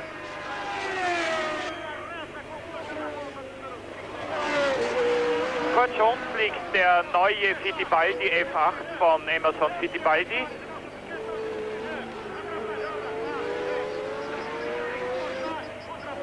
Es ist genau 10 Jahre her, seit Emerson Fittipaldi genau hier in Bрэnds-Hэтch im Grand Prix Sport debütiert hat. War damals auf Anhieb 8. mit dem 3. Werkslotus. Gewonnen hat Jochen Rindt, weil Jack Brabham, dem Führenden, damals 2 Kurven vor Schluss der letzten Runde das Benzin ausgegangen ist. Und vor genau 5 Jahren, auch beim englischen Grand Prix, damals in Silverstone, hat Fittipaldi zum letzten Mal einen Grand Prix gewonnen. Der neue Wagen macht noch einige Schwierigkeiten. Elton Jones mühelos jetzt an Fittipaldi vorbei. Der Brasilianer liegt an 12. Stelle. Sein Teamkollege Keke Rosberg hat sich noch mit dem alten Fittipaldi-Wagen, wie gesagt, nicht qualifiziert.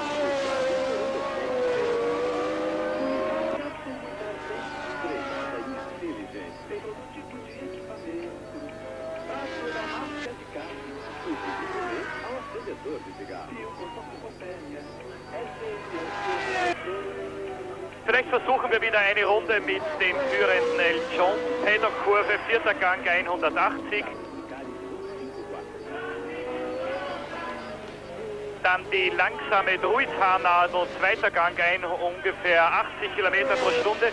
Im 1. Gang ist man am Beginn des Rennens gefahren mit noch vollen Tanks. Die kurze Cooper-Gerade, die Surtees-Kurve. Pilgrimstrop, das ist unter der Brücke, an der der Schweizer Joe Siffert damals 1971 seinen verhängnisvollen, unglückseligen Aufhängungsdefekt hatte. Siffert ist in dieser Kurve hier tödlich verunglückt, das war die Mauson-Kurve, die heute gefahren wird im 4. Gang, von einigen Fahrern sogar im 5. mit 220. Damals fuhr man diese Kurve nur im 3. Gang und allein daran können Sie erkennen, wie schnell die heutigen Formel-1-Rennwagen mit ihren seitlichen Schürzen geworden sind.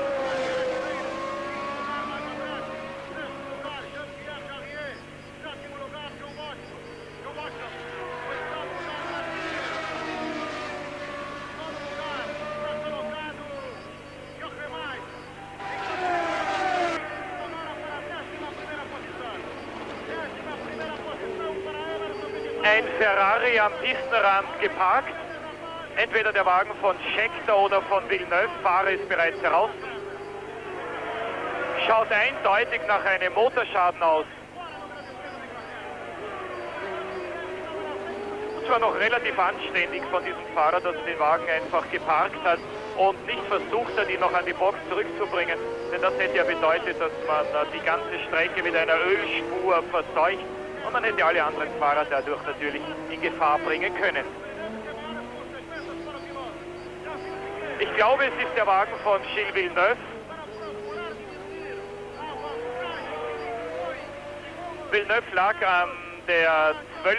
Position, bis er dann in der 20. Runde an die Box kommen musste und hat seitdem eine untergeordnete Rolle in diesem Rennen gespielt, wie Ferrari eigentlich schon seit vielen, vielen Monaten. Jones führt knappe 5 Sekunden vor Piquet, Reutemann 16 Sekunden zurück, Daly 52 und Andretti und Jarier kämpfen um den 5. Platz. Differenz zwischen diesen beiden Fahrern 1,7 Sekunden. Andretti und Jarier 37 Runden also noch zu fahren. Eine Runde mehr als die halbe Distanz im Grand-Prix von England bereits absolviert.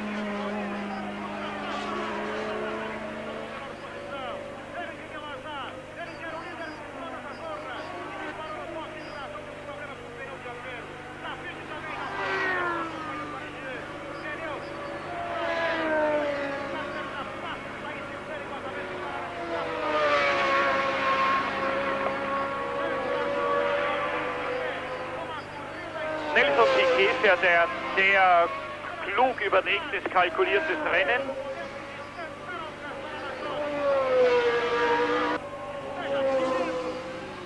Piquet ist neben Didier Pironi bis jetzt der beständigste Fahrer des Jahres gewesen. Beide Fahrer haben je 5 Zielankünfte innerhalb der Weltmeisterschaftspunkte.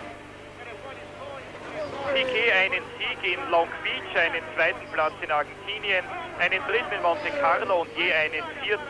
in Kyalami und in Le Castellet.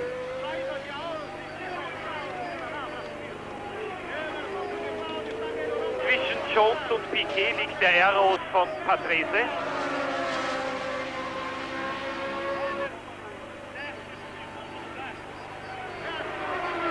Abstand zwischen dem führenden Williams und dem zweitplatzierten Brabham von Nelson Piquet 3,5 Sekunden.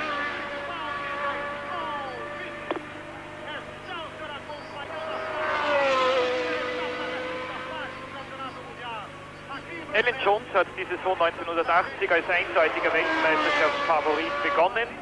Schon allein aufgrund seiner aufsehenerregenden Siegesserie in der zweiten Hälfte 1979. 4 Siege für den Australier, 3 davon hintereinander. Sie erinnern sich sicherlich Hockenheim, Zeltweg und Zandvoort. Patrese und Piquet. Naja, es war ziemlich knapp in der Paddock-Kurve. Patrese hat keinen Platz gemacht. Er hat versucht, ja keine Geschwindigkeit zu verlieren. Piquet in Druid, die Haarnadel. Brabham gerade. Und das ist der Ausfall von Bruno Giacomelli.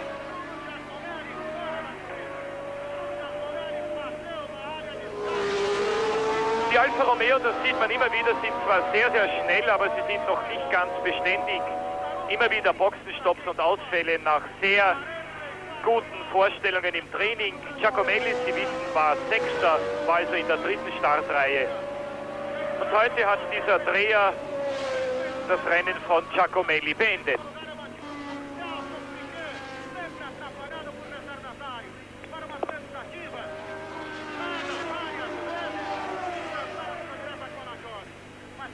Die ersten 6 sind schon seit einiger Zeit, seit dem Reifenschadenunfall von Lafitte unverändert. Jones, Piquet, Reutemann, Daly, Andretti und Jarier. Damit beide Tyrrells momentan in den Punkterängen, 4. und 6. Beide Williams natürlich vorne, erster Jones, dritter Reutemann, dazwischen Piquet und Mario Andretti, der Weltmeister 1978, der heuer noch keinen einzigen Punkt für die Weltmeisterschaft erobert hat, liegt an 5. Stelle. Aber einmal war Andretti ja schon nahe daran, heuer Punkte zu machen, und zwar in Monte Carlo.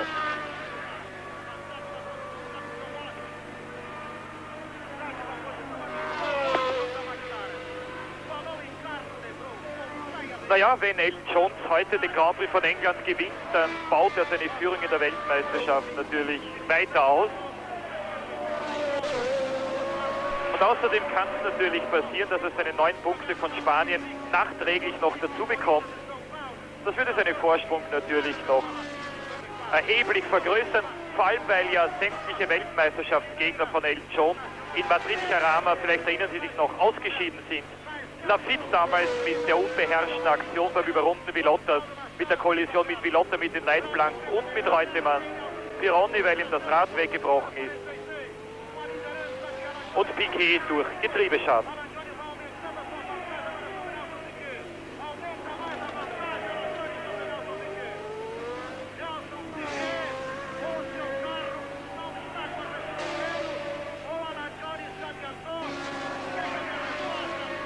Nelson Piquet auf Brabham, schnellster im Aufwärmtraining heute Mittag an weiter Stelle. Beruhigender Zweiter eigentlich, denn Carlos Reutemann liegt 9,06 Sekunden hinter ihm an 3. Stelle. Allerdings, Reutemann holt mit jeder Runde 1, 2 Zehntelsekunden auf. Im Bild hat es einen der beiden Tyrrells. Und zwar ist das Jean-Pierre Jarier, der an 6. Stelle liegt und jetzt von Jones bald überrundet wird. Auf dieser Geraden ist der Dreher, der Unfall von Bruno Giacomelli passiert, und es spricht sehr viel für die Sicherheit der heutigen Rennwagen, dass bei solchen Hochgeschwindigkeitsdrehern immerhin bei Geschwindigkeiten bis zu 280 nichts passiert. Derek Daly liegt an 4. Stelle, hat hier vor 2 Jahren als Grand-Prix-Fahrer, wie gesagt, debütiert, stieß auch damals auf den 4. Platz vor, ist aber dann wegen eines Getriebe- und Aufhängungsschadens ausgeschieden. Daly war der Urheber der Massenkollision von Monte Carlo in der ersten Kurve. Schuldlos mitverwickelt waren damals auch sein Teamkollege Jarier, Prost und Giacomelli. Daly, ein Fahrer, der sich sehr hart den Weg nach oben erkämpft hat. Als er Rennfahrer werden wollte, hatte er natürlich wie so viele andere kein Geld. Er ist daraufhin für ein halbes Jahr nach Australien übersiedelt, hat dort in Kohlenbergwerken gearbeitet, hat mehr oder minder Tag und Nacht geschuftet, hat so viel Geld verdient, dass er dann nach seiner Rückkehr nach England einen Formel Ford Rennwagen kaufen konnte, ist dann über die Formel 3 und die Formel 2 in die Formel 1 gekommen und ist heuer immerhin bereits Werkfahrer im Team von Ken Tyrrell.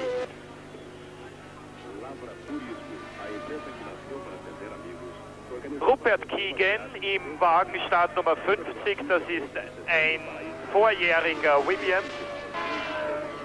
Der Wagen, mit dem Desiree Wilson, die Teamkollegin von Rupert Keegan, sich nicht qualifizieren hat können. Keegan musste auf diesen Wagen ausweichen, weil er gestern im Training einen schweren Unfall gehabt hat, der den Wagen zerstörte, und heute hatte er mit diesem Wagen zu Mittag Probleme mit der Lenkung und mit dem Motor.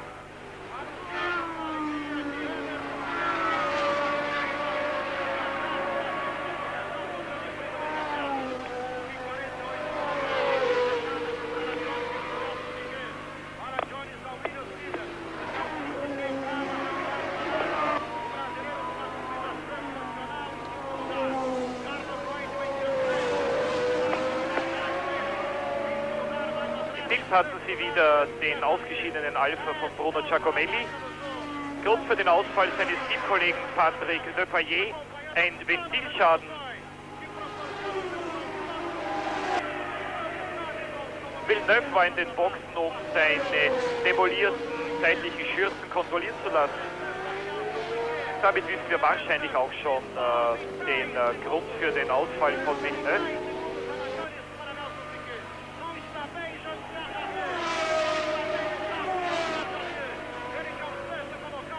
Bei Eddie Cheever ist die Radaufhängung gebrochen.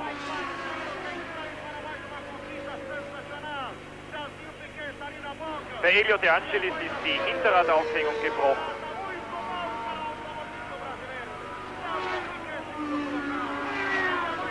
Jean-Pierre Jabouille hatte zum x-ten Mal bereits in diesem Jahr Motorschaden.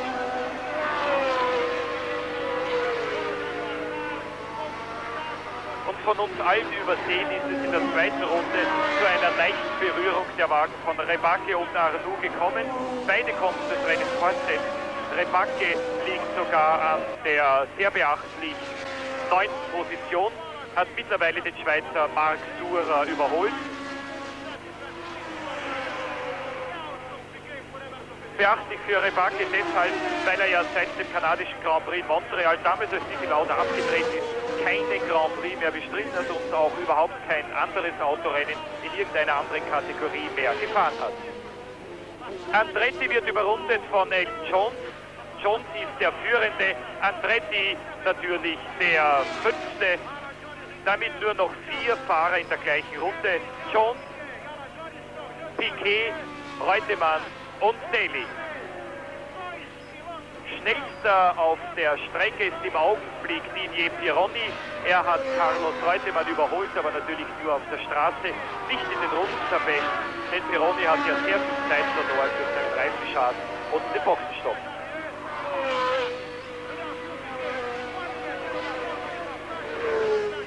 Zwei Drittel im Grand Prix von England gefahren. Erster Jones, zweiter Piquet, dritter Reutemann, vierter Daly, fünfter Andretti, sechster Charrier. Siebenter mit Fragezeichen nach einer großartigen Aufholjagd bereits Didier Pironi. Achter Watson, neunter Rebacke, zehnter Surer, elfter Patrese, 12. Scheckter.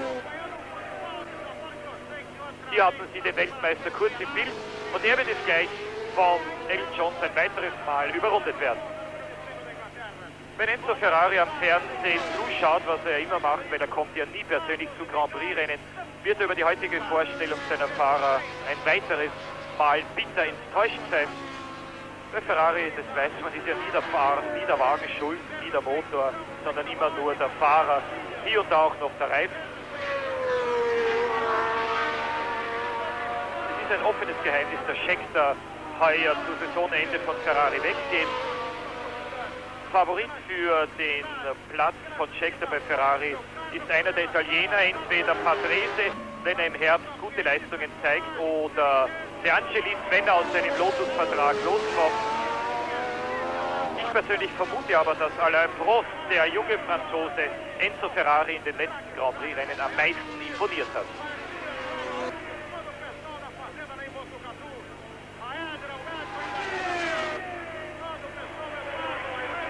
Die 53. Runde.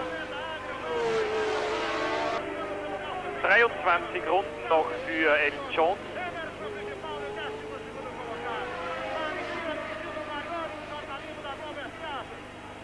Aber der Australier darf sich nicht den geringsten Fehler leisten.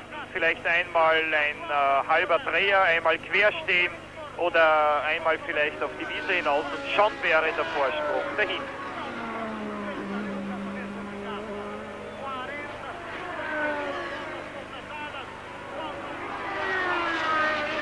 Die Williams an erster und dritter Stelle, erster Jones, dritter Reutemann, zwischen ihnen Piquet.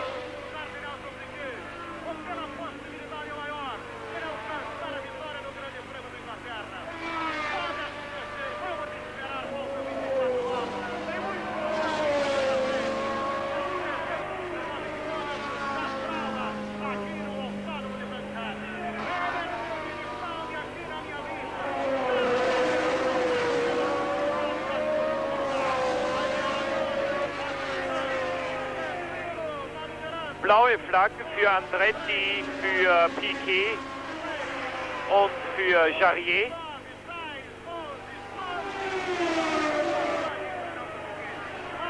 Paddock und innen ist Nelson Piquet vorbei. Natürlich, der junge Brasilianer kann sich nicht erlauben, beim Überrunden Zeit zu verlieren. Er kämpft ja darum, gegen Elton John noch Zeit zu gewinnen. Und dafür wird der Kampf um den 5. Platz spannend. Achtung, Jarier gegen Andretti. Und Jarier ist an Andretti vorbei. Damit der französische Tyrrell-Fahrer jetzt 5., Andretti 6. Pironi sehen Sie auch.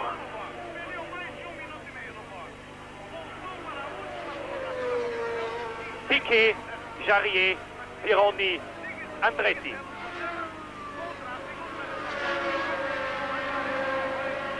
Sehr geschickt, wie Jarier das gemacht hat. Er hat diese Überrundungsmanöver durch den führenden Elton John dazu benutzt, um Mario Andretti auszutricksen. Damit ist der Ex-Weltmeister auf den 6. Platz zurückgefallen und die beiden Tyrrell jetzt hintereinander.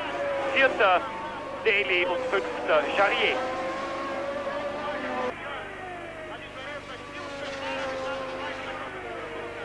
Mein Eindruck scheint sich zu bestätigen.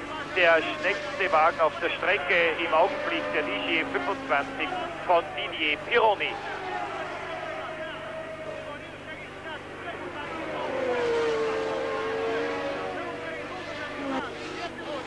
Piquet, Pironi, Jarier. Pironi hat also Jarier überholt. Vermute aber, dass er eine Runde zurückliegt.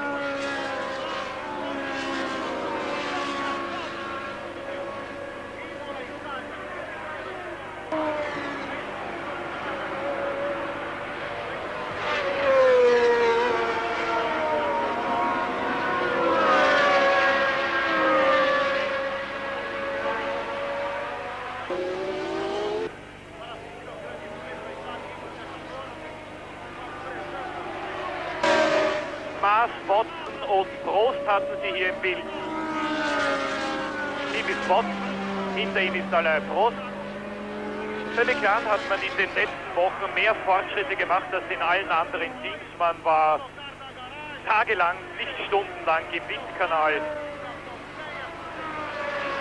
Man hat sehr viel getestet, man hat sehr viel an den Autos gearbeitet und verbessert.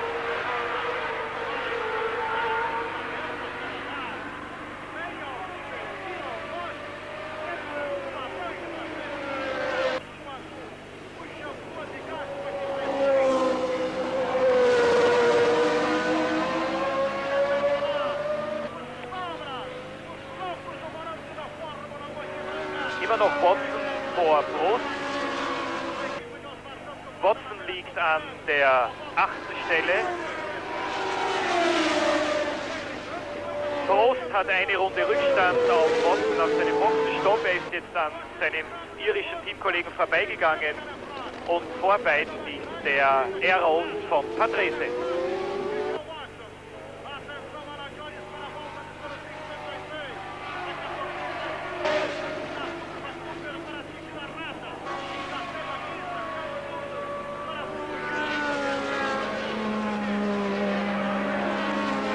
Die Runde haben Sie eingeblendet gesehen. Didier Pironi auf Ligier 1:12,765. Ein Schnitt von 208 Kilometer pro Stunde. Das ist nur um 1,7 Sekunden langsamer als Pironis eigene Trainingsbestzeit. Prost an Patrese vorbeigegangen. Auch Prost hätte heute im Kampf um die Weltmeisterschaftspunkte sicherlich ein Wort mitgesprochen, hätte er nicht den Reifenschaden Boxenhals gehabt.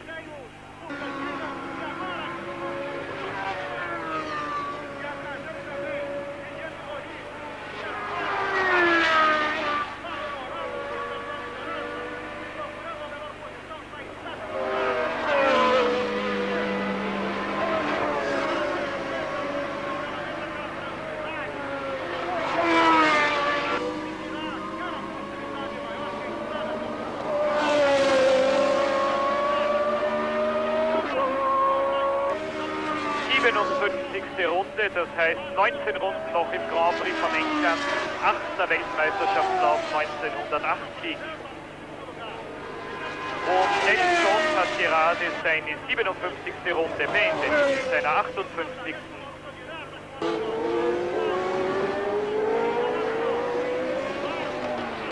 In der Druidhaarnadel, zweiter Gang 80, dann der abschüssige Teil hinunter zur Graham-Hill-Kurve, Kupfergerade und zurück zum Kampf zwischen Pironi und Piquet. Pironi hat Piquet überholt.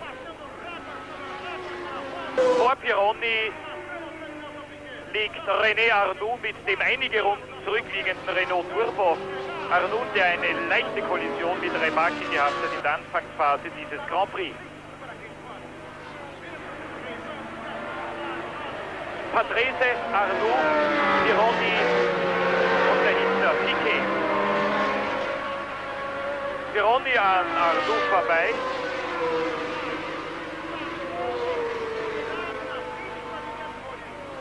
Auch Piquet ist an Arnoux vorbei. Und schauen Sie, wie mühelos Pironi jetzt auch an Patrese vorbei ist.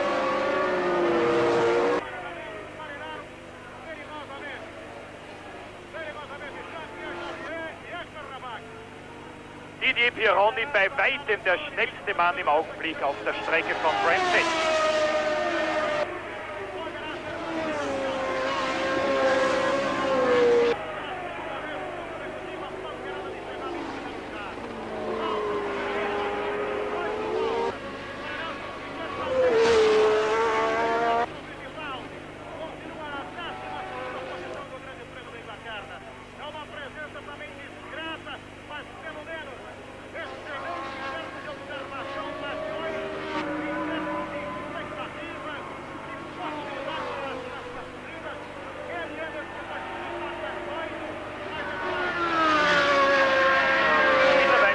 Assistent Dr. Helmut Marko bei der Rennleitung und hat sich jetzt genau die Rundenprotokolle angeschaut.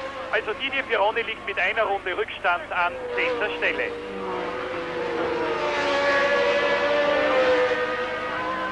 In der Box Mario Andretti. Well, Mario Andretti, the man who thought that at last his luck had changed. Coming to the pits, they thought for a tyre problem, but now they're looking at the back of the car. Certainly a problem there at the gearbox. It isn't what they thought, just a pure tyre change. Mario staying in the car. They're putting the start in case he goes out again. But at the moment it's just a conversation with the chief mechanics, and it looks as if Andretti's hopes of getting points for the first time this season are over. Den neuen Lotus wird man heuer noch nicht sehen, erst im nächsten Jahr. Colin Chapman hat sich noch nicht entschieden, ob er diesen Wagen mit oder ohne Schürzen bauen wird. Sie wissen ja, kein Mensch weiß, wie das Reglement im nächsten Jahr ausschaut. Die Konstrukteure plädieren unbedingt für ein Beibehalten der Schürzen. Die Fahrer sind zum großen Teil dagegen.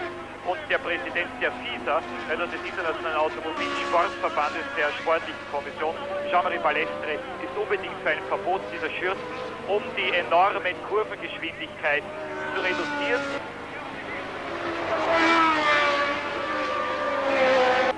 Die Grand Prix-Konstrukteure sind bereit, diese Geschwindigkeitsreduzierung mit anderen Mitteln zu erzielen, unter anderem mit einer Limitierung der Reifenbreite. Boxenstopp jetzt auch bei John Watson. Der irische McLaren-Fahrer lag nach dem Ausfall von Mario Andretti ganz kurz an 6. Stelle, hatte also Chancen, urplötzlich Weltmeisterschaftspunkte zu holen, und dann hat dieser Boxenstopp auch die Hoffnung von John Watson zunichte gemacht. Damit ist Didier Pironi sicherlich schon an der 8. Stelle, vielleicht ist er sogar schon weiter vorgestoßen und bereits 7. 10. war Pironi, wie gesagt. Dann kamen die Boxenstopps von Andretti, der 6. war, und von Watson, der zuerst 7. und dann 6. war. Das heißt, Pironi momentan also sicherlich an der 8. Stelle. Aber Sie wissen, in der Formel 1 gibt es keine moralischen Sieger und keine großen Pechvögel. Es gibt die Sieger und es gibt die Besiegten.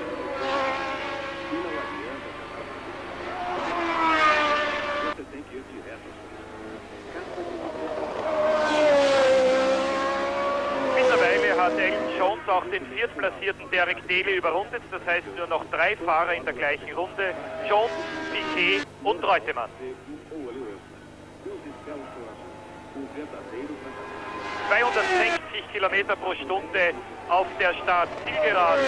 Die blinde Paddock-Kurve.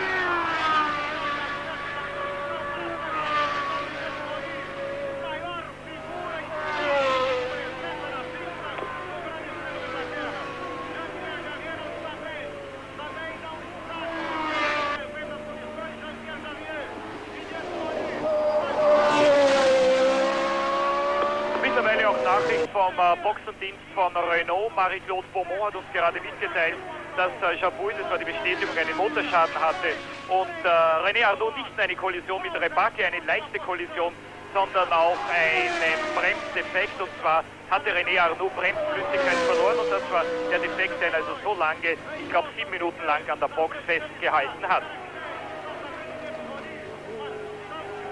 Keine Frage, dass der führende Elton Jones genau weiß, dass viele seiner Konkurrenten Reifenprobleme hatten. Trotzdem hat er jetzt das Tempo forciert. 12,7 Sekunden der Vorsprung von Jones auf Piquet. Das könnte natürlich auch bedeuten, dass Piquet jetzt etwas nachgelassen hat. Allerdings Piquet könnte noch unter Druck von Carlos Reutemann kommen, denn Reutemann liegt nur noch 8,7 Sekunden hinter Piquet. Also noch einmal erster Jones. Zweiter Piquet minus 12,7 Sekunden, dritter Reutemann minus 20 Sekunden und eine neue schnellste Runde wurde eingeblendet. Natürlich Didier Pironi.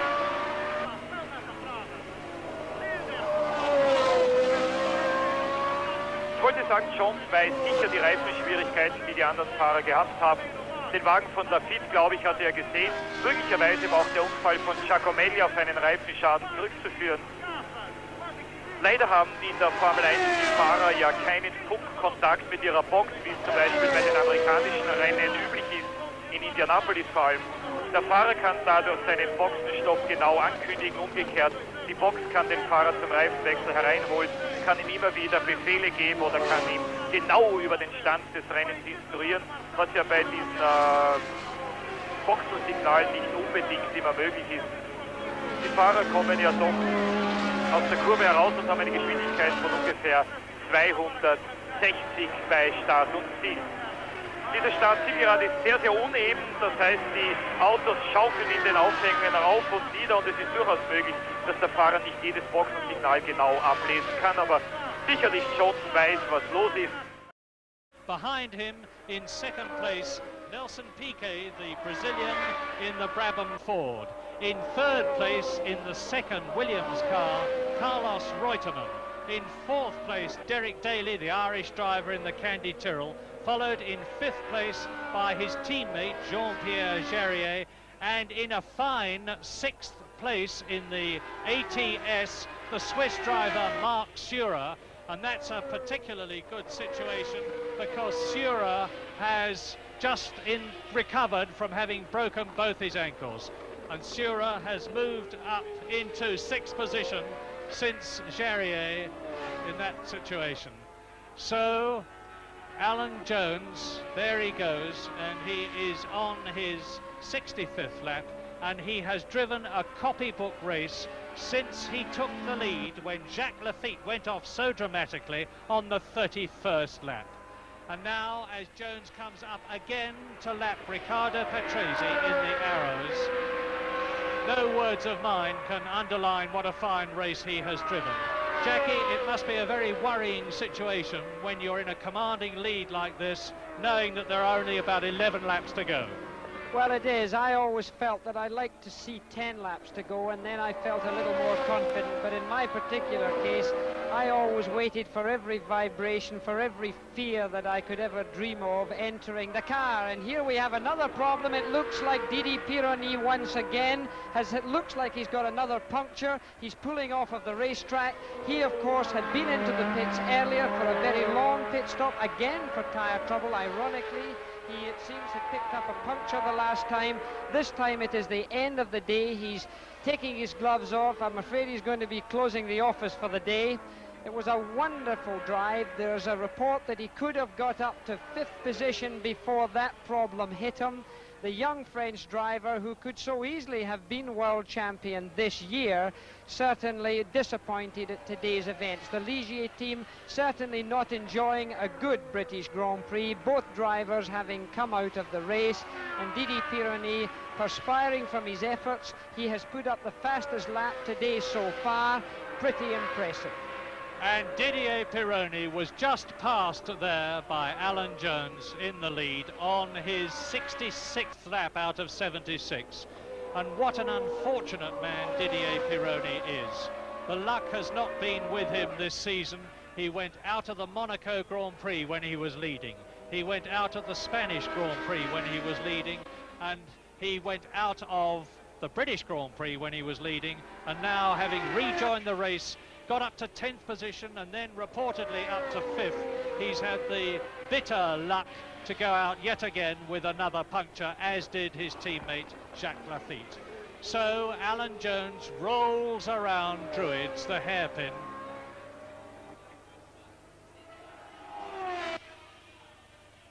Now, there goes Jones. Let's see where Nelson Piquet is and how far behind the Brazilian is. Look for the white car. There's an Arrows and a Tyrrell, and that will be Nelson Piquet. That is Nelson Piquet.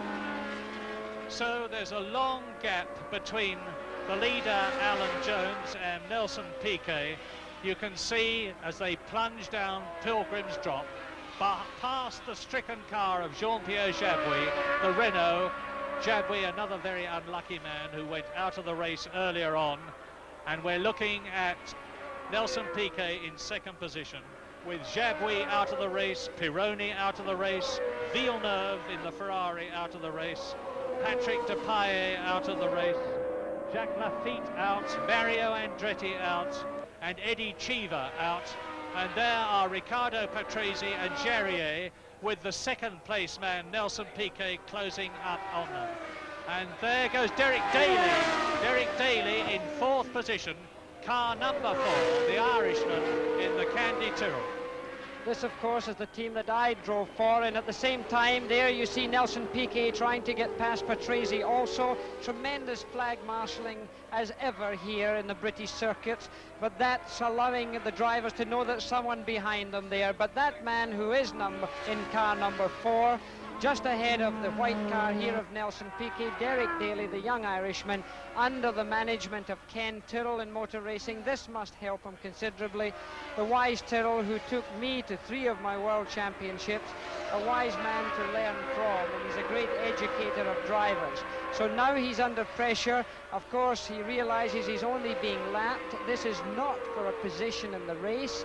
This is really, he's not going to lose his 4th position by being passed by Nelson Piquet, who at this time is in 2nd position.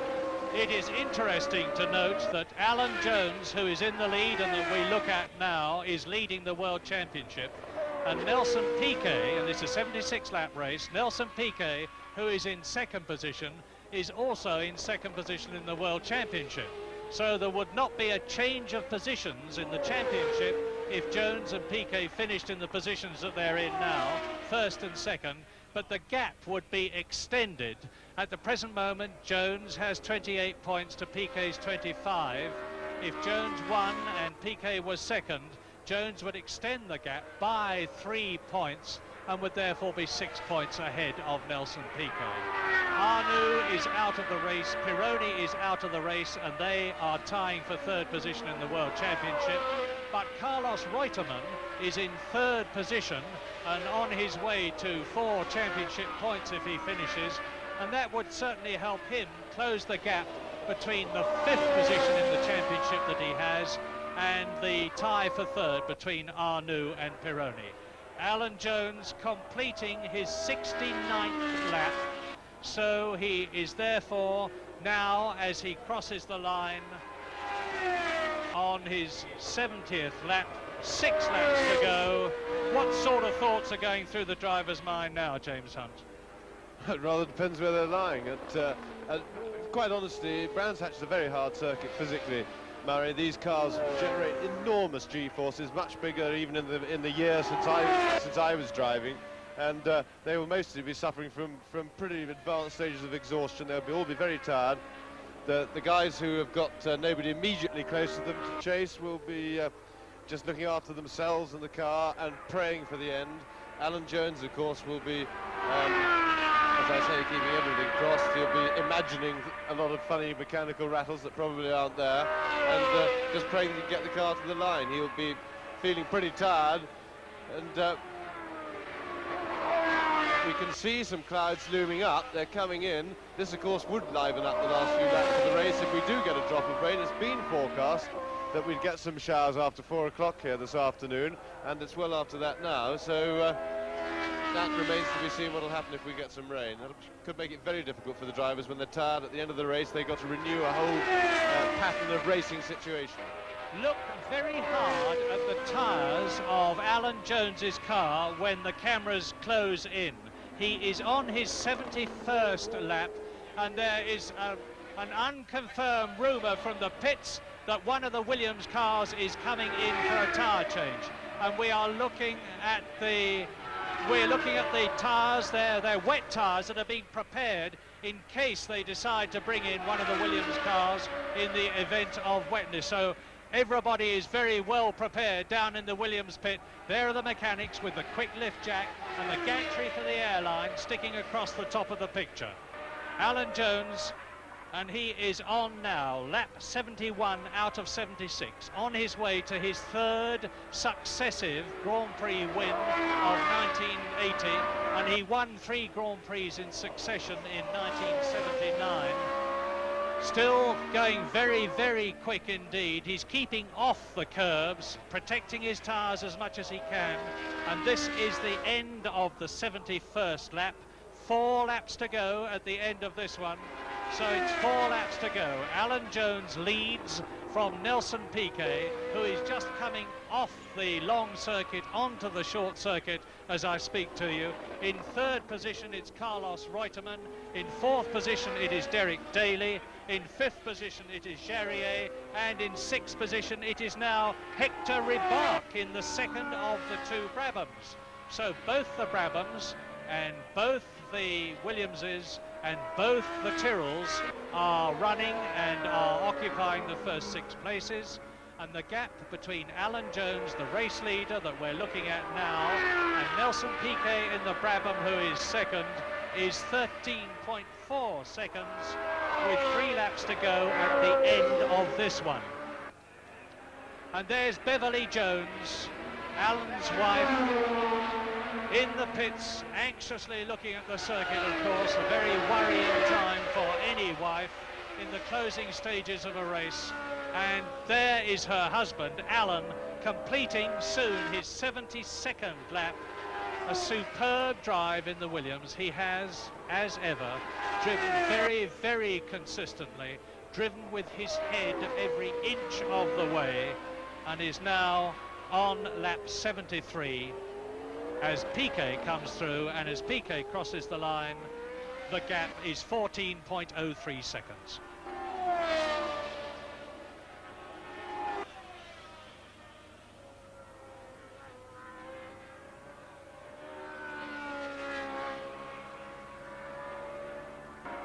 I wish not to create any false drama in the closing stages of the race, but I have to say that in motor racing, anything can happen, and often does.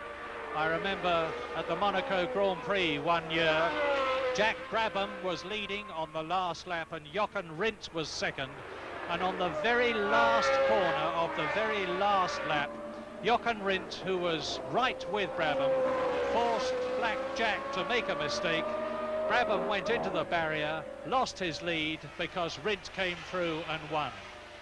So Alan Jones is now coming out. He's leading the championship. Piquet, who is second, is in second place in the championship. And as I said earlier on, if they finish in the positions that they're in now, they will therefore retain their World Championship positions, albeit with an extended gap in terms of points between Alan Jones, the championship leader, and Nelson Piquet second. Alan Jones, I guess, can very much be described as one of the mature and experienced drivers in Grand Prix today, whereas Nelson Piquet is still a comparative new boy. This is only Piquet's 28th Grand Prix, whereas it is Alan Jones's 75th Grand Prix. Jones into Hawthorns, onto the Derek Minter Straight, named after the famous motorcyclist, into Westfield, down into Dingle Dell, lap 74, 2 laps to go after this one. Jackie, I know that you are a great man for watching the tyres, and I know you've been looking at Jones's tyres. This could be his only problem. Do you think he may have one? No, I don't think so. I think he's in good shape now. Everything looks tidy. I'm sure he's not putting any unnecessary strain on any part of his car. The tyre factor is one that, of course, we all are aware of, that you can even pick up a puncture. Just as you can on a road vehicle, you can also do it on a race car, because there is bits and pieces that fly off race cars, or debris, or anything that gets chucked up the moment that a driver puts his wheel off the track. So therefore he's obviously aware of that and driving conservatively. Lap 75 out of 76. Only one full lap to go at the end of this one. Jones leading the championship. Looks as though he's going to get another 9 points. James, are we looking at the 1980 world champion? Well, if I had to make a guess, I would say so, yes, Murray, at this stage. More on the form of luck than on anything else. Alan's driven very well, but every year you see at this sort of stage of the season, or a little bit earlier, that somebody's luck is running for them. Alan has undoubtedly had the luck running for him. He was beaten for pace by both Ligiers today. They both dropped out. The Ligiers have not been running with their luck, and I think that on the basis of the fact that everything seems to be running right for Alan, he has the look of the 1980 world champion about him at this stage. Well, Alan Jones needs the luck now for another 2.6 miles, because he is on the 76th and last lap. He has taken Paddock Bend for the last time. He has climbed Halewood Rise for the last time, and is rounding Druids for the last time. Look at the skill of a possible world champion on his last lap.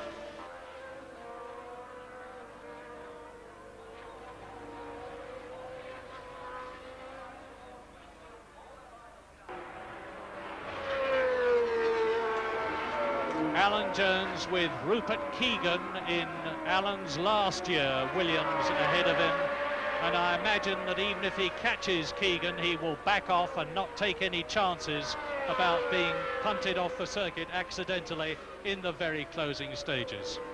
Keegan, there goes Jones, down to Stirling's. He now only has to go into Clearways, and when he gets there, he could certainly kick the clutch out if necessary and coast home to win his third Grand Prix in succession, to increase his World Championship lead, and to do what he wanted to do, beat the French, and Theo Jones has done it. The crowd rises, and Alan Jones from Australia in the British Saudia Williams has won the Grand Prix. Piquet crosses the line in second position, and Carlos Reutemann very close to Piquet. There's Piquet, and there you just caught a flash of Carlos Reutemann's car. So the Williams cars have again showed their reliability by finishing first and third. Piquet sandwiched between them in third position, and the enormous, biggest ever, I would suspect, Bрэnds-Hэтch crowd have come to see a win for the Williams, and that's exactly what they've seen.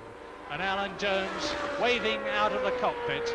The crowd rises to give him the accolade that he deserves as he passes Pironi's car, the car which had led him in the opening stages of the race.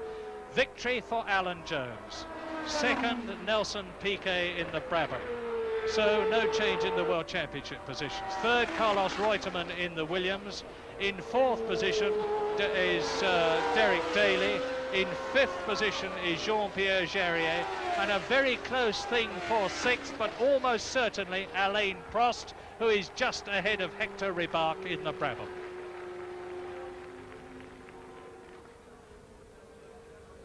Alan Jones, the winner of the 1980 British Grand Prix. It's been Jones's day. The crowd is showing what they think of him as the winner by rising, by clapping, by waving their hats in the grandstands, and out comes the usual flood of mechanics and people onto the track because the British Grand Prix is finished, and there is the winner. Off comes the helmet, it's going to be, and there's the Union Jack. As ever, Alan Jones walks past it, and there you can see off comes his balaclava, and it will be a very hot Alan Jones inside it. Well done, Alan Jones. 3 Grand Prix victories in a row, underlining his World Championship class, extending his World Championship lead.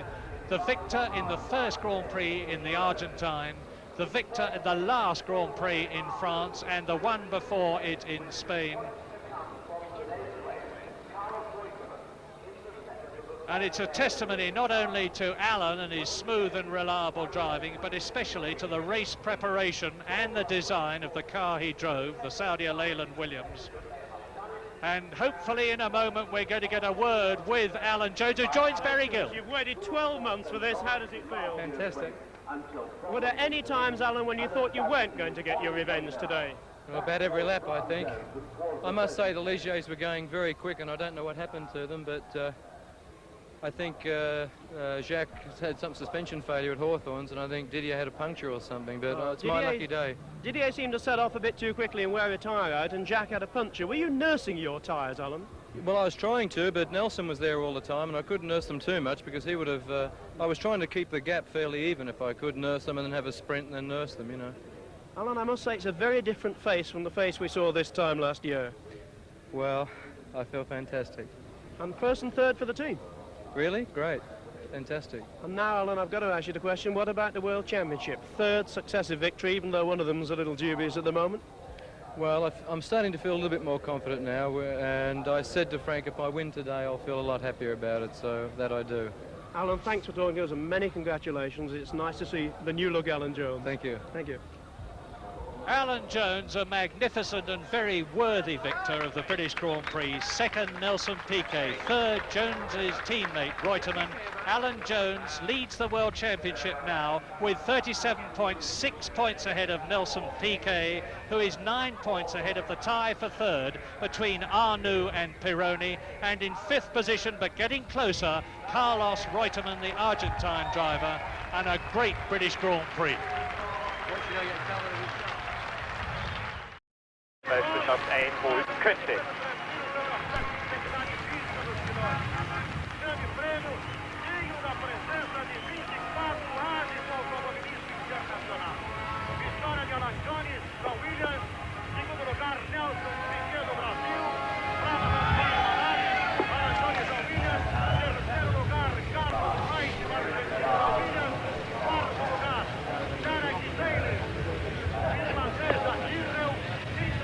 Sehr, sehr viele prominente Ehrengäste wie jedes Jahr in Bрэnds-Hэтch.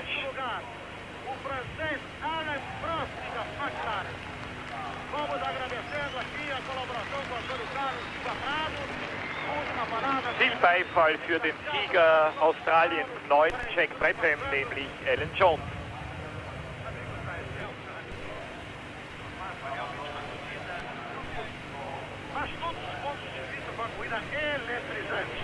Ein ereignisreicher englischer Grand Prix ist zu Ende gegangen.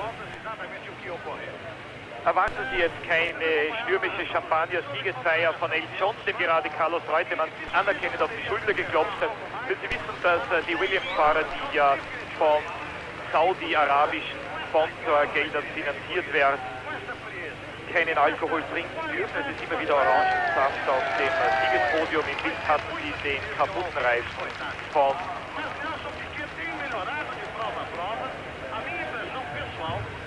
dem Ligier-Fahrer Jacques Lafitte. Nelson Piquet spritzt mit dem Champagner, er darf das ja. Bremse hat natürlich andere Sponsors als Williams. Ja, Sie sehen Reutemann und Jones, kein Champagner.